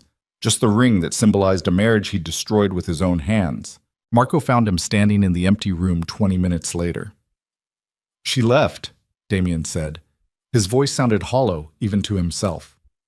"I know. I saw the surveillance footage. She took a car service to the train station around 4 in the morning. You knew and you didn't stop her. You think I could have? After what you did?" Damien sank onto the bed, still staring at the ring. "I fucked up." "Yeah, you did. She's pregnant, Marco. She's pregnant, and I let her leave." "Not let. Drove." "You drove her away." "I need to find her." "And say what? That you're sorry for accusing her of betrayal? That you're sorry for choosing paranoia over trust? That you're sorry for proving every fear she had about you was justified?" Every word was a knife, but Damien deserved every cut. "I need to fix this," he said desperately. "You can't fix this, not right now, not while she's this hurt." Marco sat down beside him. "Give her time. Let her breathe. Let her figure out whether forgiving you is even possible. What if she doesn't come back? Then you live with the consequences of your choices, like the rest of us." Damien picked up the wedding ring. It felt heavier than it should, like it carried the weight of everything he'd destroyed. "I love her," he whispered. "I know." "Then why did I—" "Because you're a coward," Marco said bluntly. "When it came down to choosing between trusting love or trusting fear, you chose fear, and now you get to live with that." He left Damien sitting alone in the empty room, holding a wedding ring that belonged to a woman who might never come back. And for the first time in 15 years, Damien Moretti, the most feared crime boss in New York, put his head in his hands and wept. Damien spent the first 3 days drinking. Not the controlled, measured drinking of a man who used alcohol as punctuation between thoughts. This was drowning, obliteration, the kind of drinking that turned hours into fog and made the bedroom spin when he tried to stand. Marco took the bourbon away on day 4. "Enough," he said, his voice flat and final. "You want to destroy yourself? Do it after we find her." Damien was sitting on the floor of the bedroom that still smelled like Lily's perfume, his shirt wrinkled and stained, 3 days of stubble darkening his jaw. He looked up at Marco with eyes that had forgotten how to focus properly. "I can't find her. I've tried. She's gone." "You haven't tried. You've been sitting here feeling sorry for yourself while your pregnant wife is out there alone, scared, and probably convinced you never loved her at all." The words cut through the alcoholic haze. Damien pushed himself to his feet, swaying slightly. "You're right. I know I'm right. Now shower, shave, and get your shit together. We have work to do." 20 minutes later, Damien stood in his office, clean but hollow, staring at maps and data that might as well have been written in a language he'd forgotten how to read. "She withdrew $5,000 from an ATM in Newark," Marco said, pointing to a red mark on the map. "Then nothing. No credit cards, no phone activity, no digital footprint. She's smart. She knows how to disappear. Or someone's helping her disappear." Damien's head snapped up. "What do you mean?" "I mean, maybe she didn't just run. Maybe someone convinced her to run. Someone who wanted her isolated, alone, vulnerable." The implication hung in the air like smoke. "Cassandra and Victor," Damien said slowly. "They'd want her gone, out of the picture. Make it easier to finish whatever they're planning." Well, so the question is, did they just create the circumstances for her to leave, or did they actively help her disappear? Damien's mind was starting to work again, cutting through the guilt and grief to find the cold calculation underneath. If they helped her, they'd want to know where she is, keep tabs, make sure she stays hidden until they're ready for the next move. Which means we need to find their surveillance. Or their leak inside our organization. Marco's expression darkened. "You think we have a mole? How else did they get so much inside information? About my routines, Lily's schedule, our security protocols? Someone's been feeding them intelligence." "Shit." "Yeah." They spent the next hour reviewing personnel files, looking for weaknesses they could exploit. Who had gambling debts? Who had sick family members that needed expensive medical care? Who had secrets that could be leveraged? The list was longer than Damien wanted to admit. "We need to narrow it down," Marco said. "Focus on people with access to both financial data and personal security details." They narrowed it to 4 names. all longtime employees, all trusted, all potentially compromised. I'll handle the interrogations personally, Damien said. Quietly, one at a time. We don't want to spook them into running before we get answers. And while you're doing that, you keep looking for Lily. Check shelters, cheap hotels, anywhere she might hide if she's trying to stay invisible. And check hospitals. Hospitals? She's pregnant and alone. If something goes wrong, she'll need medical care. And she'll use a fake name, but her records will still be there. Marco nodded slowly. Smart. Just find her, Marco. Please. Before something happens that we can't fix. Of course. The interrogation started that night. Damien had the first suspect brought to a warehouse on the waterfront, the kind of place that had seen enough violence that one more conversation wouldn't register as unusual. The man's name was Tony Bellini, 43, head of digital security for the Moretti organization for 6 years. He sat in a metal chair under a single overhead light, trying to look calm, but sweating through his shirt. Damien stood in the shadows, watching. You know why you're here, Tony? No, Mr. Moretti, I swear, whatever you think I did, someone's been feeding information to Victor Langston and Cassandra Blake. Financial data, security protocols, personal details about my wife, and that information could only come from someone inside my organization. Tony's face went white. It wasn't me. I swear on my mother's grave, it wasn't me. Then you won't mind if we check your bank accounts, your phone records, your computer. Check whatever you want. You won't find anything. And they didn't. Tony was clean. Terrified, but clean. The second suspect was a finance manager named Denise Caruso. 51, divorced, 2 kids in college. She cried through the entire interview and offered up her entire life for inspection without hesitation. Also clean. The third suspect tried to run when Marco came to collect him. That told Damien everything he needed to know before the interrogation even started. His name was Paul Vega. 36, worked in operational logistics. Had been with the family for 8 years. Damien had trusted him with shipment schedules, route planning, facility access codes. He'd trusted wrong. Paul sat in the same warehouse, in the same chair, with the kind of fear in his eyes that came from knowing exactly how bad this was going to get. How much did they pay you? Damien asked quietly. I don't know what you're talking about. Don't insult me. We found the deposits. $50,000 over the past 3 months, wired from a shell company in the Caymans. That's Victor's signature move. So I'll ask again, how much did they pay you?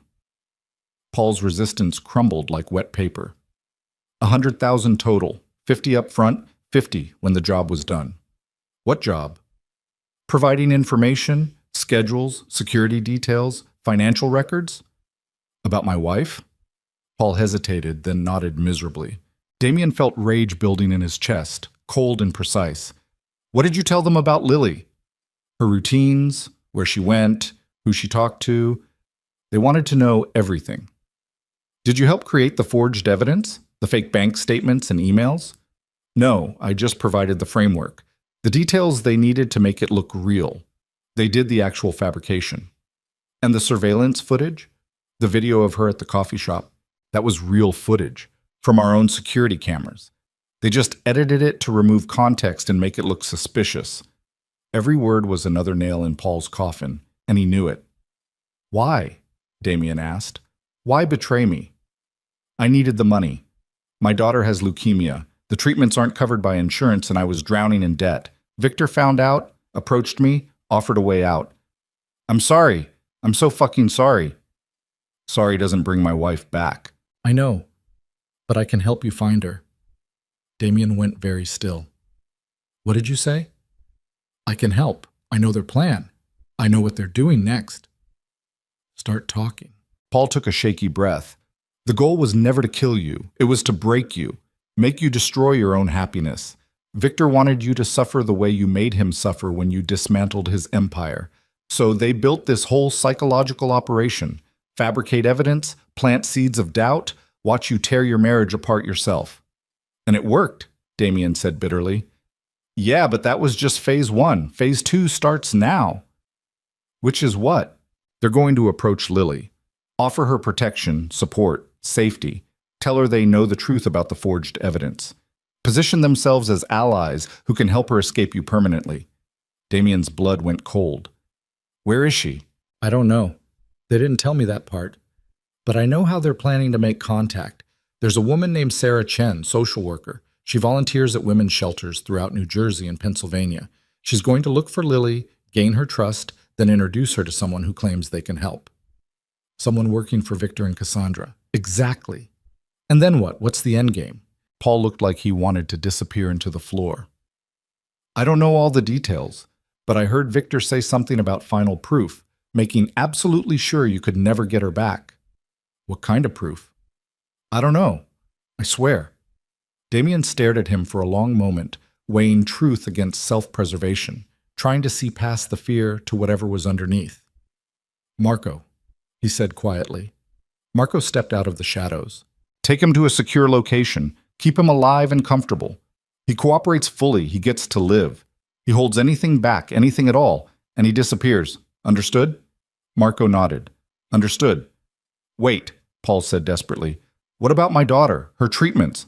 I'll pay for them, Damien interrupted. All of them. Every cent. But you're going to help me find my wife and expose Cassandra and Victor. And if you betray me again, your daughter will grow up thinking her father abandoned her because I'll make you vanish so completely, they'll never find a body. Paul's face crumpled with relief and terror in equal measure. Thank you. I'll help. I'll tell you everything I know. Good. Start with Sarah Chen. Where does she work? How do they contact her? And how do I find her before she finds Lily? Sarah Chen was easier to locate than expected. She worked at 3 different women's shelters in northern New Jersey, volunteered at a crisis hotline on weekends, and posted regularly about her work on social media with enough identifying details that tracking her movements was almost embarrassingly simple.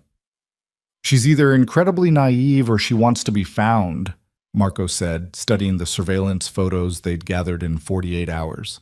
Or she doesn't know she's part of something bigger.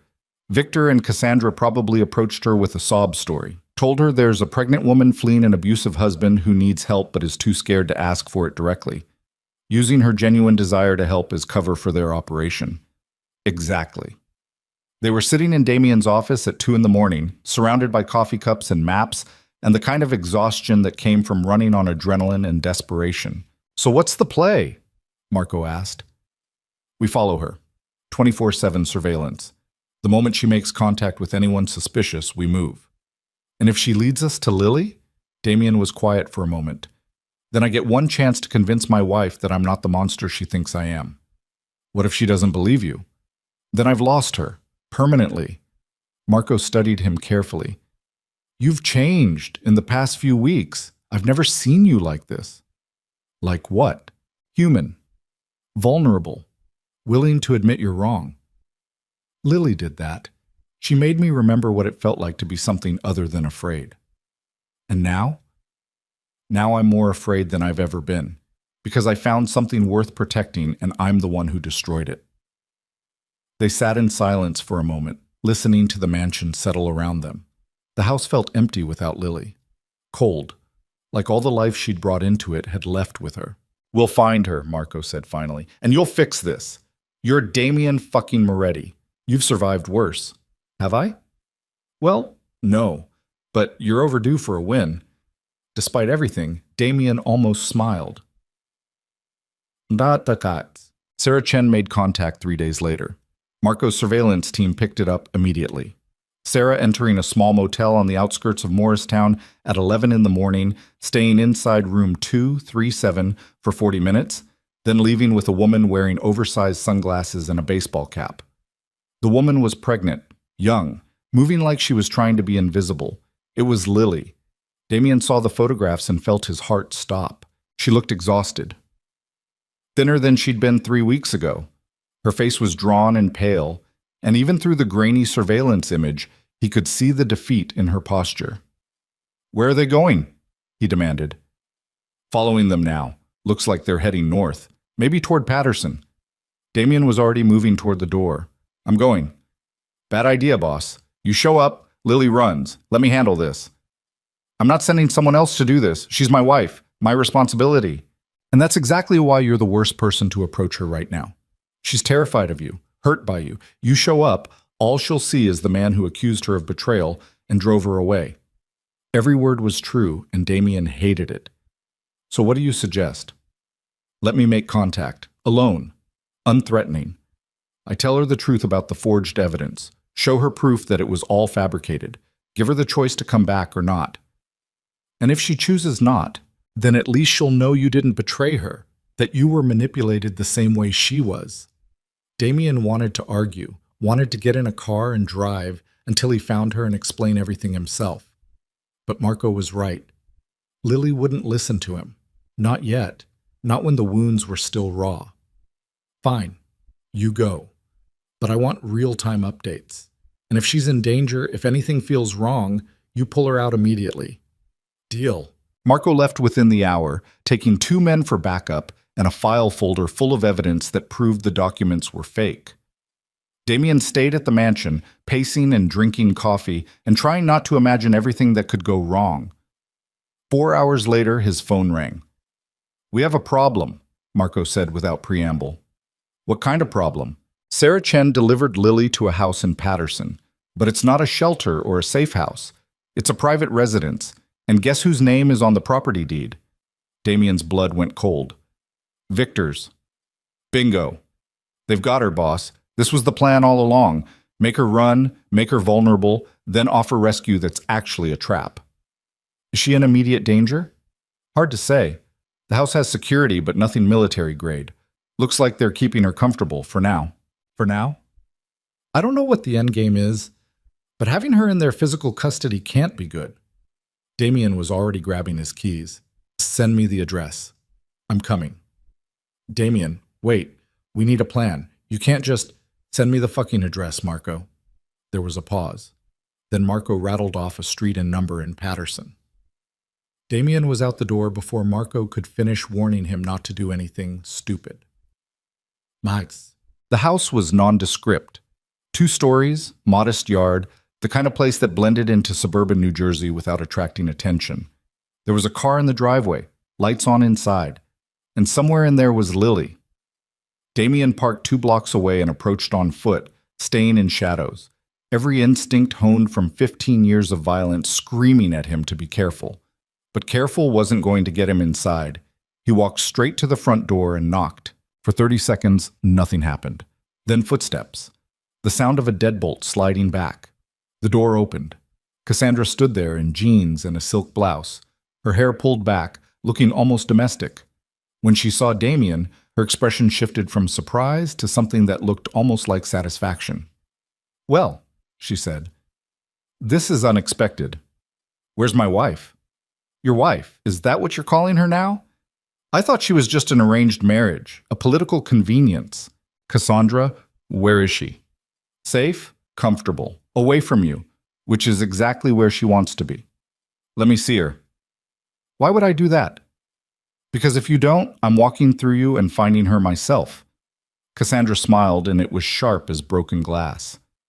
"You could try, but Victor's upstairs with her right now, having a very interesting conversation about her options, about how she can start a new life, raise her baby in peace, never have to see you again." Damien felt rage building, red and hot.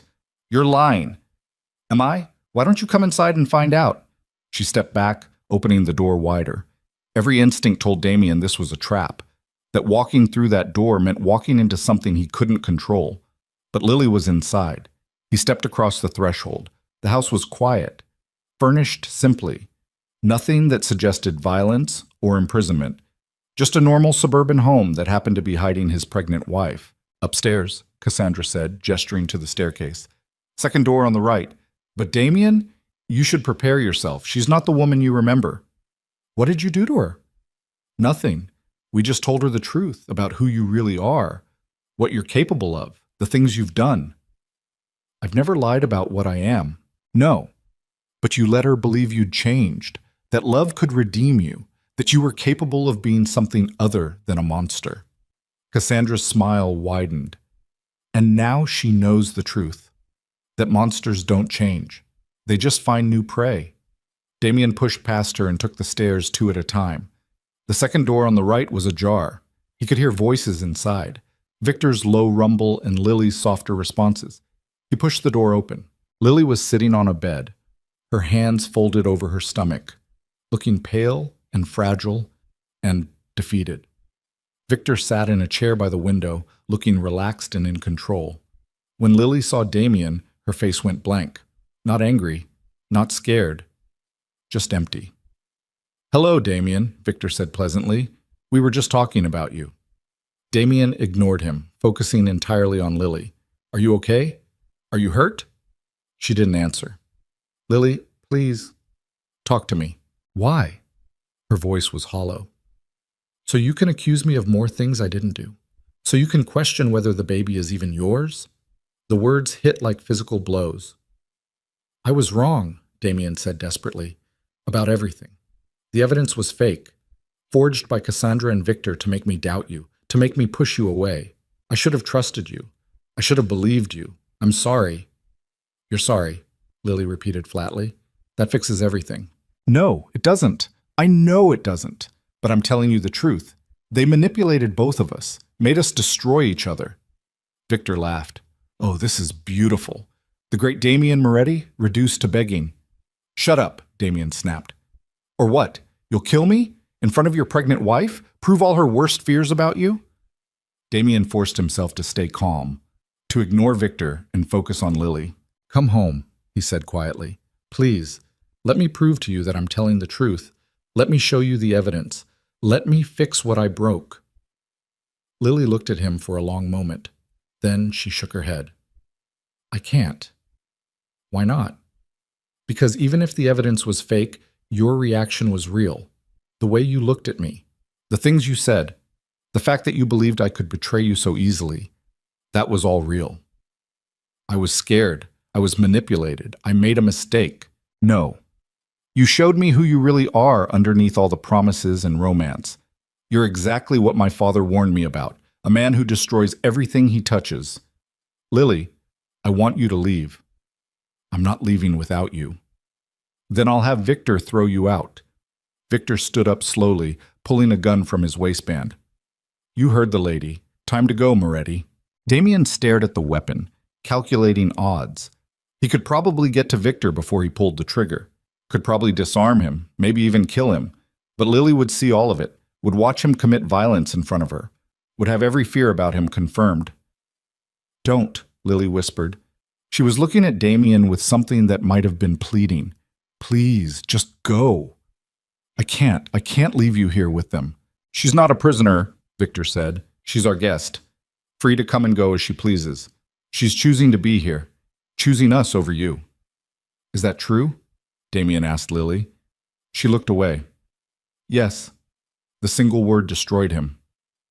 "If you leave now," Cassandra said from the doorway behind him, "we'll make sure she's taken care of. The baby too. Medical care, financial support, everything she needs. But you have to walk away, forever." Damien looked at Lily one more time, memorizing every detail of her face. The way her hair fell over her shoulders, the curve of her jaw, the stomach that held his child. "I love you," he said, "and I will spend the rest of my life proving it to you, whether you're there to see it or not." He turned and walked out of the room, down the stairs, out the front door. Made it to his car before the grief hit him like a collapsing building. He sat in the driver's seat, gripping the steering wheel with white knuckles, and tried to breathe through the pain of losing the only thing that had ever mattered more than survival. His phone rang. Marco. "Boss, what happened?" "She chose them. She chose to stay." "Shit." "Yeah." "What now?" Damien stared at the house, at the lit windows that held his wife and his unborn child, and his entire destroyed future. "Now I figure out what they're really planning. Because this isn't about Lily choosing Victor and Cassandra. This is about something else. Something bigger." "Like what?" "I don't know yet, but I'm going to find out." He started the car and drove away, leaving behind the woman he loved and the life they'd almost built together. But as he drove, his mind was already working, analyzing, planning, because something about the whole situation felt wrong. The setup was too perfect, Victor too smug, Cassandra too satisfied. They'd won, gotten exactly what they wanted. So why did it feel like they were still playing? "I'll check it." The answer came 2 days later, delivered to Damien's office in a plain manila envelope. Inside were photographs. High resolution, time stamped, showing Lily and Victor in that house in Patterson, sitting close together, his hand on her shoulder, her smiling up at him. And underneath the photographs, a single typed note. She was never yours. She was ours from the beginning. The marriage, the pregnancy, all of it. A 3-year plan to destroy you from the inside out. You didn't just lose, Moretti. You never had a chance. Damien stared at the words, his mind refusing to process them. It wasn't possible. Lily couldn't have been working with them from the start. He'd seen her fear, her innocence, her genuine love. You couldn't fake that. Not for months. Unless you were a better actor than he'd given anyone credit for. Unless the greatest con wasn't the forged evidence. It was Lily herself. No, he didn't believe it, couldn't believe it. But as he looked at the photographs again, at the way Lily was smiling at Victor, at the ease in her posture, doubt began to creep in like poison. What if he'd been wrong about everything? What if the only thing he'd ever been right about was his original suspicion, that Lily Harper had seduced her way into the Moretti empire to destroy it? His phone rang. Unknown number. He answered. Hello, Damien. Lily's voice. Soft, sad, familiar.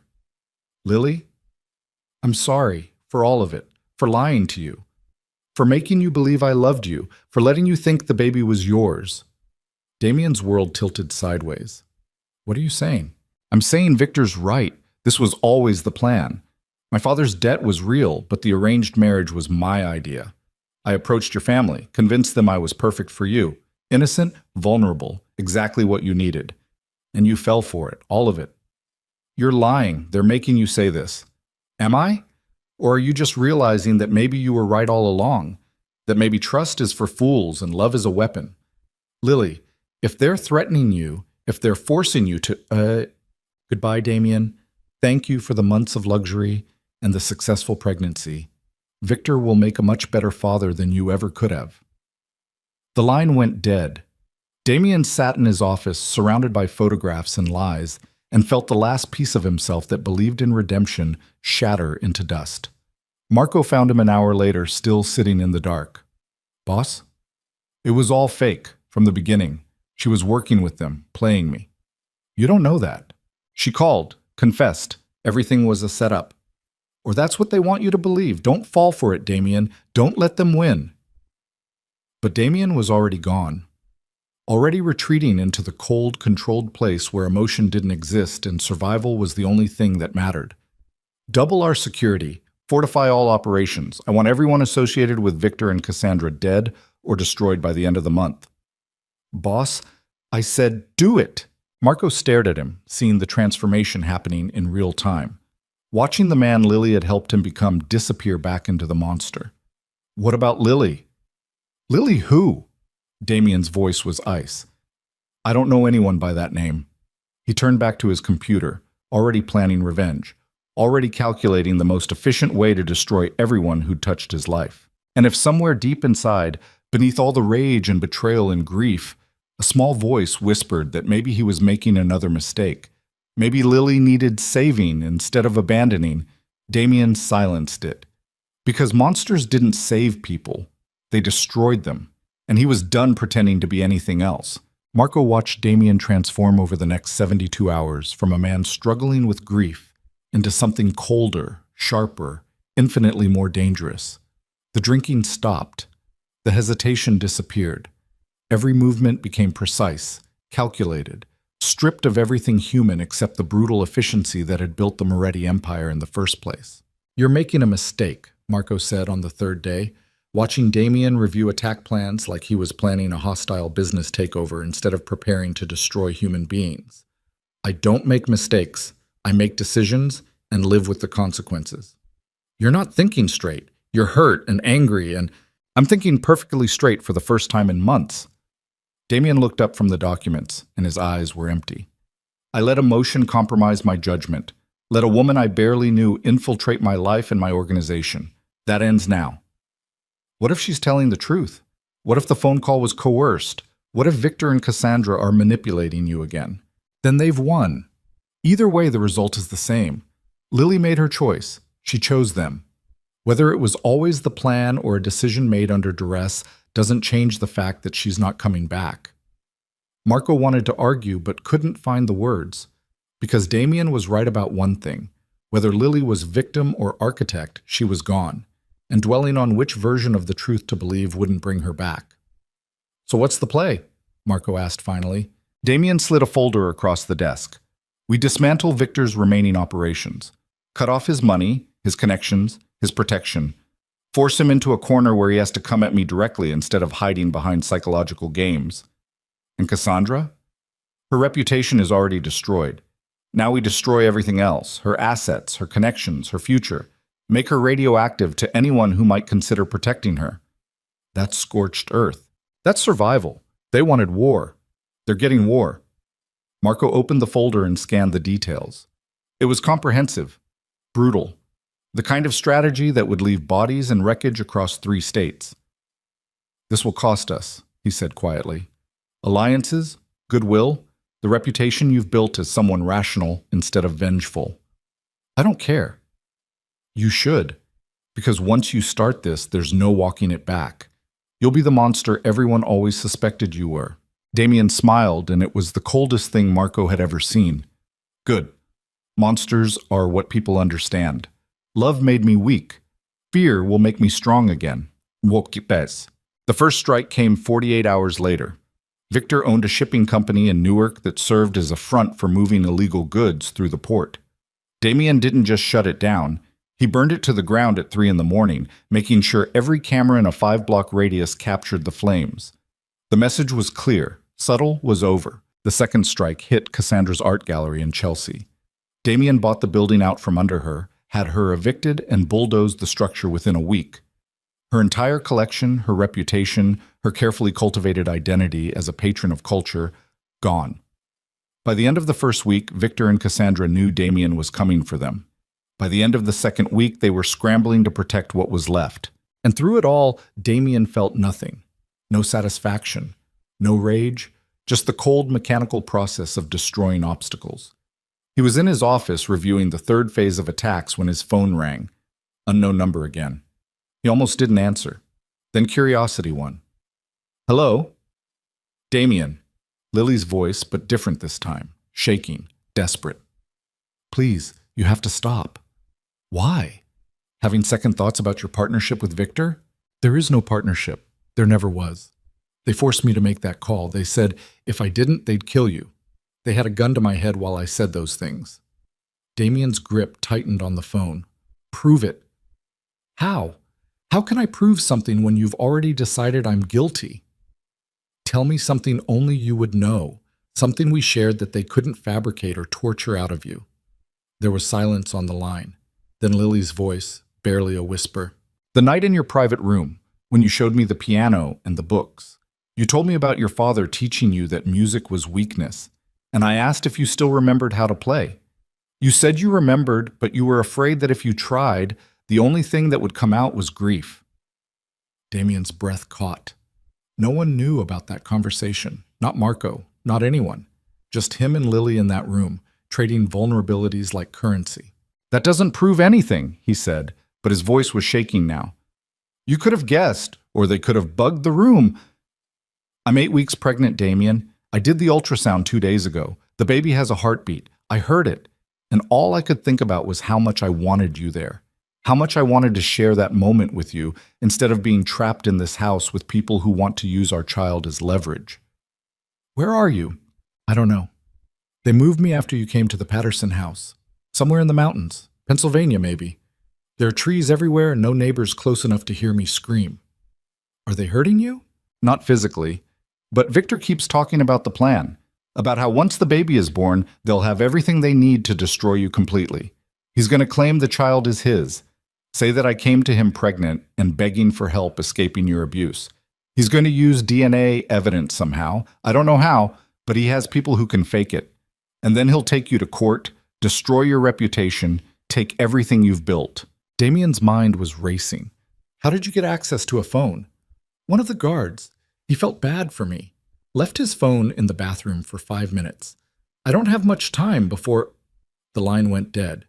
Damien immediately called back. It rang 4 times, then went to voicemail. He tried again, same result. Shit! Marco appeared in the doorway like he'd been summoned. What happened? Lily called. She says it was all coerced, that Victor and Cassandra are holding her, planning to use the baby to destroy me legally instead of physically. Do you believe her? Damien thought about the conversation, about the detail only Lily could have known, about the desperation in her voice that sounded nothing like the cold confession from a week ago. Yes, I believe her. Then we need to find her, fast. I don't know where she is. Mountains, Pennsylvania, that's all I have. Marco pulled out his phone, already typing. I'll pull property records, see what Victor owns in that region, cross-reference with anything remote enough to keep someone hidden. Do it fast. If they know she called me, they'll move her again. Or worse. Damien didn't want to think about worse. Couldn't afford to think about worse. Because worse meant Lily getting hurt, or the baby. And if that happened, there wouldn't be enough of Victor and Cassandra left to identify. His phone buzzed, text message from the unknown number. They know. They're coming. I love you. I'm sorry. L. Then nothing. Damien tried calling back. The number was disconnected. Marco. I'm on it. Already pulling. Wait. Marco's face went pale as he stared at his screen. Boss, we have a problem. What kind of problem? Victor just liquidated everything, every account, every asset, every holding. He's converting to cash and cryptocurrency. Looks like he's preparing to run, or preparing for something big. Yeah, that's what worries me. Damien's phone rang again. This time, it was a number he recognized. One of his contacts inside the FBI. Moretti. Mr. Moretti, this is Agent Chen. You need to know that your name came up in a federal investigation this morning. Something about kidnapping, false imprisonment, and domestic violence. A woman claiming you're holding her against her will, threatening her, and she's in fear for her life and the life of her unborn child. Damien's blood went cold. That's not true. I'm not holding anyone. I know. That's why I'm calling. The complaint was filed by Victor Langston on behalf of someone named Lily Harper Moretti. He claims she escaped your custody and came to him for help. He has evidence. Photos, recordings, witness statements. It's all fabricated, but it's good. Good enough that there's a warrant being issued for your arrest right now. When? You have maybe an hour before it goes wide. Maybe less. Thank you. Damien hung up and looked at Marco. They're framing me. Federal kidnapping charges. Victor's positioning himself as Lily's savior while making me look like an abusive husband. Jesus, that's their endgame. Not just destroying your reputation in the criminal world, destroying you legally, putting you in federal prison where they can't touch you directly, but where you're vulnerable to anyone Victor pays to finish the job. And they have Lily as the star witness. Probably already coached her, threatened her, broken her down enough that she'll say whatever they want when the agents show up. So what do we do? Damien thought fast. Every instinct told him to run, disappear into the network of safe houses and false identities he'd built over 15 years. But running meant abandoning Lily, meant letting Victor and Cassandra win completely. We find her first, he said, before the FBI gets involved, before Victor can use her testimony against me. That's insane. We have maybe an hour before, then we better work fast. Marco stared at him for a long moment, then nodded. You're going to get us both killed. Probably. Worth it? Damien thought about Lily, about their child growing inside her, about the life they'd almost built together before fear and manipulation had torn it apart. Yeah, it's worth it. Why? They found the property in 43 minutes. A cabin in the Poconos registered to a shell company that traced back through 3 layers of paperwork to Victor Langston. Remote. Isolated. Exactly the kind of place where you could keep someone hidden. I'm going, Damien said, already grabbing keys. Not alone, you're not. You walk into a trap without backup. You're dead. Fine. You and 3 men armed. But we go quiet. No shooting unless absolutely necessary. Lily's in there. I won't risk her getting caught in crossfire. They took 2 vehicles, drove fast and hard through Manhattan, across the bridge, into Jersey, and then Pennsylvania. The roads got narrower, darker, twisting through forests that looked black and impenetrable. The cabin sat at the end of a dirt road, surrounded by trees, one light visible in an upstairs window. Damien killed the headlights a quarter-mile out and approached on foot. Marco and the others fanned out, covering exits and watching for security. There were 2 guards outside. Young, armed, definitely not FBI. Damien circled around back, moving through underbrush like he'd been trained to do decades ago, before he'd become a boss and started delegating violence. He reached the back door, tested the lock, found it open. Too easy. He stepped inside anyway. The interior was dark, quiet. Smelled like old wood and something chemical that made Damien's skin crawl. He moved through the kitchen into a hallway, following the light upstairs. The floorboards creaked under his weight. Damien froze, waiting for shouts or gunfire. Nothing. He continued up. At the top of the stairs was a door with light leaking underneath. Damien could hear voices inside. 1 male, 1 female. Victor and Lily. He pressed his ear to the door. "I need you to understand this isn't personal," Victor was saying. "It's business. Damien destroyed my empire, took everything I built. This is just balance." "By using me?" Lily's voice was tired, defeated. "By using an innocent baby?" The baby isn't innocent. It's leverage. The most valuable kind. And once you testify that Damien held you prisoner, abused you, threatened you, the federal case will destroy him completely. He'll spend the rest of his life in a cell while I rebuild everything he took from me. And what happens to me? To the baby? You'll be taken care of. Comfortable life. Financial security? All you have to do is say what I tell you to say when the agents arrive. When are they coming? Any minute now. I made sure the timeline was tight. Damien won't have time to find you before federal custody takes over. And once you're in their protection, he'll never get near you again.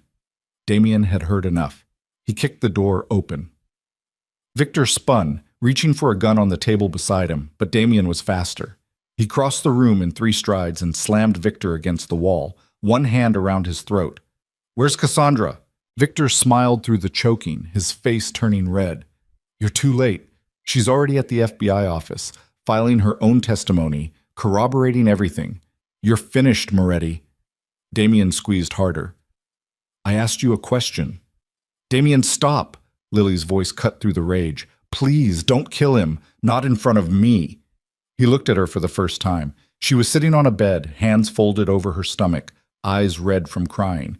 She looked fragile, broken, but alive. "Are you okay?" he asked. "I'm fine. They didn't hurt me. But you need to leave. Now. The FBI is coming, and if they find you here, I'm not leaving without you. You have to. This is a trap. The whole thing is a trap. Victor wants you here when the agents arrive, so it looks like you came to threaten me into silence." Damien looked at Victor, who was smiling even while being strangled. "She's right," Victor gasped. "This was always the plan. Get you emotionally compromised, make you chase her, catch you in the act of breaking into the place where she's supposedly being held for her protection. The agents will be here in minutes, and when they see you assaulting me, threatening her, it'll confirm every allegation we've made. Then I'll just kill you before they arrive. Do it. Make it easy for them. Murder on top of kidnapping and domestic violence. They'll never let you see daylight again." Damien's hand tightened. It would be so easy. One squeeze, 30 seconds. Victor would be gone, and half of this nightmare would be over. But Lily was right. Killing Victor now would damn him permanently. "Damien?" Lily stood up slowly. "Listen to me. You need to run. Get out of here. Go somewhere they can't find you. I'll handle the FBI. I'll tell them the truth. They won't believe you. Not with Cassandra's testimony backing up Victor's story. Not with forged evidence and coached witnesses. They'll think you're covering for me out of fear." "Then what do we do?" Damien looked at her. At the woman he loved standing in a trap designed specifically to destroy him. At Victor smirking even while being choked. At the impossible situation that had no good solution. And made a choice. He released Victor, who collapsed to the floor coughing and gasping. "Marco," Damien said into his radio, "extraction now. All of us." "Boss, the feds are—" "I know. Do it anyway." He crossed to Lily and took her hand. "Can you walk?" "Yes, but—" "Then we're leaving. All of us. Together. They'll hunt you forever." "I know, but I'd rather be hunted with you than safe without you." Lily's eyes filled with tears. That's the stupidest thing I've ever heard. Probably. You coming or not? She looked at him for a long moment, then squeezed his hand. Yes. They ran. Down the stairs, out the back door, into the forest where Marco and his men were waiting. Behind them, Damien could hear Victor screaming into a phone, calling for help, alerting everyone that the target was escaping. They made it to the vehicles. Piled in. Tires spun on dirt and gravel as they accelerated away from the cabin. In the distance, Damien could see headlights approaching. Multiple vehicles, moving fast. They're coming, Marco said grimly. We're not going to make it to the highway before they cut us off. Then we don't go to the highway. Take the logging road, the one that leads to the old quarry. That road's been closed for 10 years. Exactly. They won't expect it. Marco yanked the wheel, sending them bouncing onto a barely visible path between trees. Branches scraped the sides of the vehicle. The suspension screamed, but they were moving away from the headlights, deeper into forest the federal agents wouldn't know existed. Lily was pressed against Damien in the back seat, her hand still gripping his. What now? She whispered. Now we disappear. Completely. New identities, new lives, somewhere they'll never find us. And the baby will be born free, away from all of this. That's all that matters now. You're giving up everything?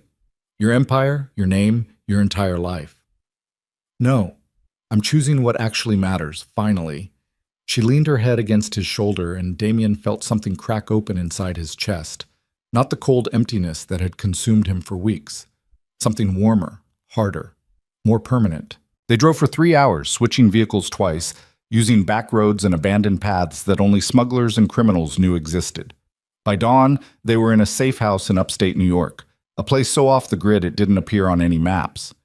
Marco posted guards, checked weapons, started making calls to arrange false documents and overseas transport. Damien sat with Lily in a small bedroom, both of them exhausted, both of them realizing the magnitude of what they'd just done. We can't go back, Lily said quietly. I know. Everything you built, everything you worked for, gone. Worth it. Is it? Really? Damien took her face in his hands, forcing her to look at him. You and our child are the only things in my life that were real. Everything else was just survival. This is living. Lily kissed him then, desperate and fierce, and Damien kissed her back like he could somehow transfer safety through touch alone. When they broke apart, both breathing hard, Lily rested her forehead against his. I love you, she whispered. I never stopped. Even when I thought you'd destroyed us. I did destroy us, but maybe we can build something new, something better. In hiding? On the run? Always looking over our shoulders? If that's what it takes. There was a knock on the door. Marco. Boss, we have a problem. Of course they did. Damien opened the door. What kind of problem? Marco's face was grim. Paul Vega, the guy who betrayed you to Victor and Cassandra. He just turned himself in to the FBI. He's offering to testify about everything, your operations, your deals, your entire organization, in exchange for witness protection. Shit. It gets worse. He knows about your escape routes, your safe houses, your offshore accounts. He's giving them a roadmap to find you. Damien felt ice forming in his veins. How long before they track us here? Hard to say. Maybe days. Maybe hours if Paul's being thorough. Lily stood up behind Damien. Then we keep moving. We don't stop until we're somewhere even Paul doesn't know about. There's nowhere I haven't told someone about, Damien said. That's how criminal infrastructure works. Networks of trust and shared knowledge. Then we go somewhere you've never been. Somewhere none of your people know. We improvise. Marco shook his head. That's suicide. You go in blind, you're vulnerable, no support, no backup, no extraction if things go wrong. And if we stay in the network, we're sitting ducks waiting for the FBI to close in, Lily countered. At least improvising gives us a chance. She's right, Damien said quietly. We cut all ties, burn everything, start completely fresh. You're serious? Completely. Marco stared at him for a long moment, then nodded slowly. Okay, but you're going to need money, untraceable money, and documents good enough to fool border security. How long to arrange that? 6 hours? Maybe 8? Do it in 4. Marco left to make calls. Damien turned to Lily, seeing fear and determination warring in her expression. Last chance to change your mind, he said. You can stay here. Tell the FBI everything. Cooperate fully. They'll believe you're a victim, give you protection, let you raise the baby in peace. Without you, yes, without me. Lily placed her hand over her stomach.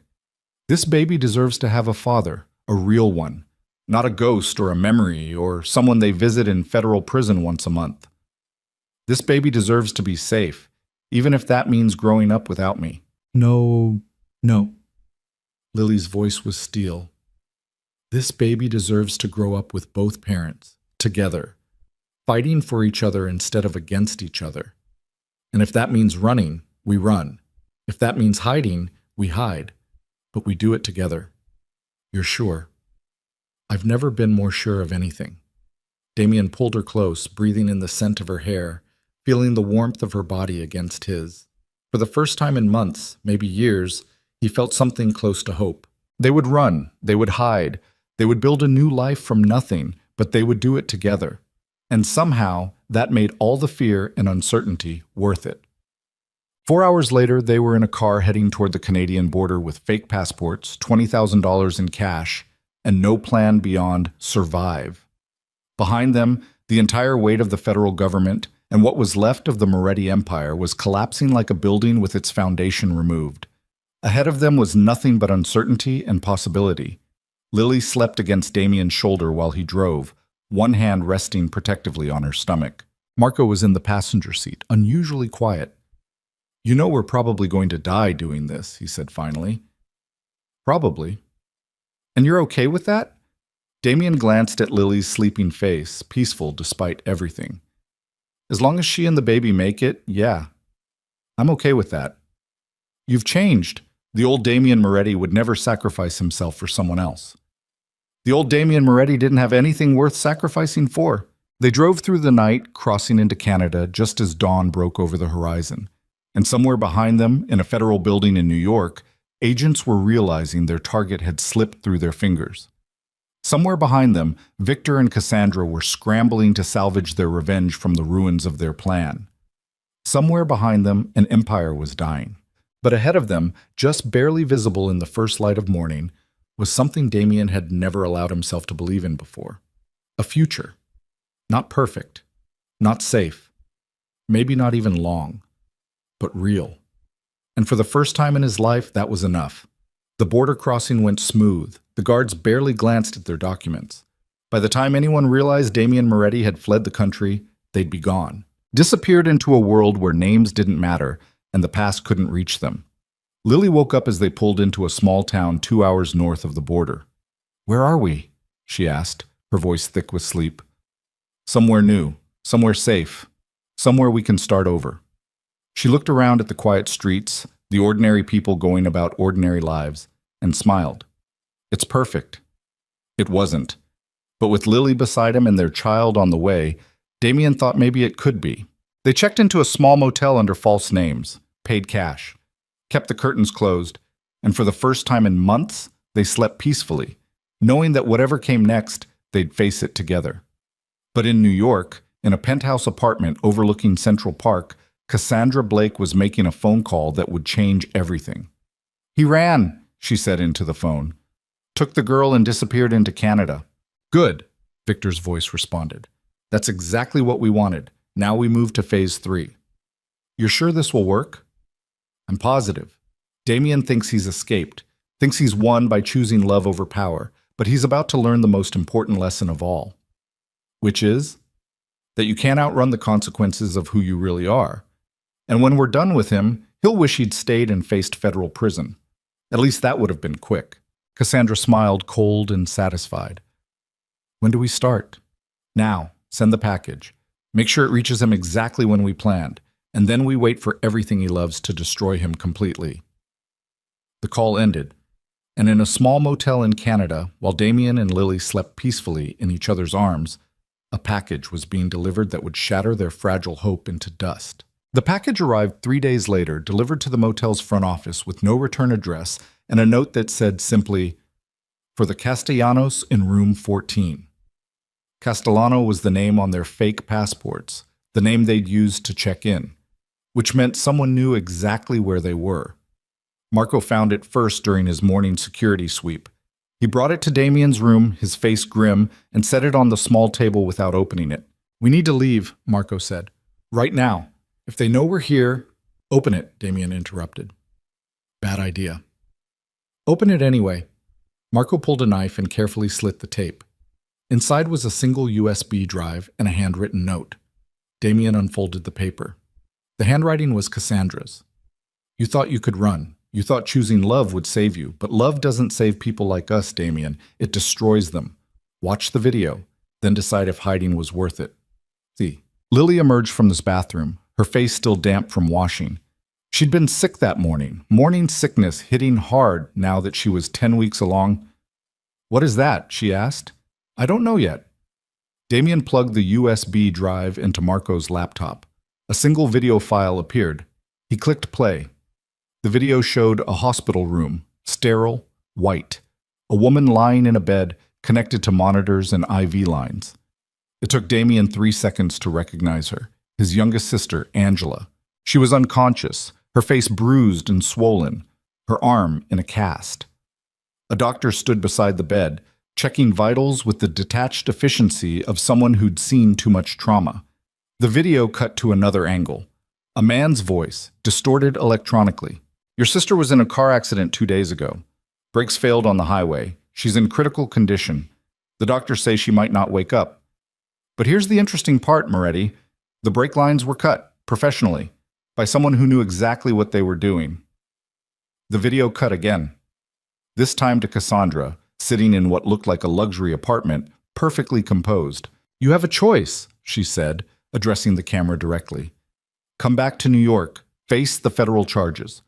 Cooperate with the investigation, and accept whatever prison sentence they give you. Do that, and Angela gets the best medical care money can buy. She might even recover fully." Victor appeared beside her, sliding into frame like a snake. "Or keep running," he continued. "Stay hidden with your little pregnant wife. Build your pathetic new life. And Angela dies. We'll make sure of it. Disconnect the machines, bribe the doctors, make it look like complications from the accident. No one will ever know it was murder." "You have 48 hours, Cassandra said. "After that, we pull the plug. Literally." The video ended. Damien stared at the black screen, feeling ice spread through his veins. Lily's hand found his. "They're bluffing. They have to be bluffing." "They're not." Marco's voice was hollow. "I just checked. Angela was admitted to Mount Sinai 3 days ago. Critical condition. Exactly like they said." "How did they even find her?" "Doesn't matter. They did. And now they're using her to force Damien's hand." Lily turned to Damien, her face pale. "What are you going to do?" Damien couldn't answer, couldn't think past the image of his baby sister lying unconscious in a hospital bed, machines keeping her alive, while Victor and Cassandra held her life hostage. Angela was 26, an art teacher. She didn't have anything to do with the family business, had spent her entire adult life trying to distance herself from the Moretti name and all the violence it carried, and now she was dying because Damien had tried to escape. "We go back," he said quietly. "No." Lily's grip tightened. "That's what they want. You go back, you're walking into prison. You'll never see our baby. Never have a life outside of a cage. And if I don't go back, Angela dies. She might die anyway. You don't know that they'll keep their word." "I don't. But I can't take that chance. Damien, she's my sister, Lily. I've already destroyed our marriage, our life, everything we tried to build. I won't destroy her too." Lily's eyes filled with tears. "So what? You're just giving up? After everything we've been through? After everything we sacrificed to get here?" "I'm not giving up. I'm choosing who lives and who dies, and I choose Angela." "What about us? What about our baby?" Damien pulled her close, feeling her shake against him. "You'll be safe. Marco will take you somewhere they can't find you. Canada, Europe, somewhere far away. You'll have money, protection, everything you need to raise our child. Without you. Yes, without me." "That's not a life, Damien. That's just survival. Sometimes survival is all we get." Marco cleared his throat. "Boss, there might be another way." "I'm listening." We don't go to the FBI, we go to Victor and Cassandra directly, negotiate, find out what they really want. They want me in prison. No, they want revenge. Prison is just the method, but maybe there's something else they want more. Something we can trade. Like what? Information, access, something valuable enough that they'd consider it a fair exchange for Angela's life. Damien thought about that, about what Victor and Cassandra actually wanted beneath the revenge and the violence. Victor wanted his empire back, the connections, the power, the respect Damien had destroyed. Cassandra wanted to matter again, to be someone instead of the woman who'd been publicly humiliated and discarded. I might have something, Damien said slowly, but it would cost me everything, not just freedom. Everything. What is it? Lily asked. The Moretti Network. Complete access. Every contact, every operation, every piece of leverage I've built over 15 years. I hand it over to Victor. He gets to rebuild his empire using my infrastructure. He becomes what I was, and I become nothing. You'd give him that? For Angela? Yes. They'll never believe you're willing to do that without a trap. Then I'll make them believe it. Vasek. The meeting was arranged for midnight, 40 hours after the video arrived. A warehouse in Queens. Neutral territory. Victor and Cassandra on one side, Damien on the other. Marco stayed back with Lily, both of them armed and watching from a distance in case this went sideways. Damien walked into the warehouse alone, hands visible, no weapons except the information stored on a tablet under his arm. Victor was waiting in the center of the empty space, flanked by two armed men. Cassandra stood beside him, looking satisfied and dangerous. You came, Victor said. I wasn't sure you would. You have my sister. I don't have a choice. Everyone has choices, Moretti. You made yours when you destroyed my life. This is just consequence. You want revenge. I understand that. But Angela has nothing to do with this. She's innocent. No one in your family is innocent. You all benefit from the blood money and stolen power. Your sister just had the luxury of pretending otherwise. Damien felt rage building but forced it down. I have something you want. Information that's worth more than putting me in federal prison. Victor's eyes narrowed. I'm listening. Damien held up the tablet. Complete access to the Moretti organization. Every contact, every operation, every piece of leverage. Financial accounts, smuggling routes, corrupt officials, blackmail material. Everything I've built over 15 years. Yours. In exchange for Angela's safety and your word that you leave Lily alone. Cassandra laughed. You expect us to believe you'd give up everything just to save one person? I expect you to understand that I'm not the same man I was 3 months ago. Love changes you, makes you realize some things are worth more than power. Sentimental nonsense. Maybe. But it's the truth. Take the deal or don't. But if Angela dies, you'll never get this information. I'll destroy it before I let you use it without giving me what I want. Victor stepped forward, studying Damien's face like he was trying to read a code. Show me.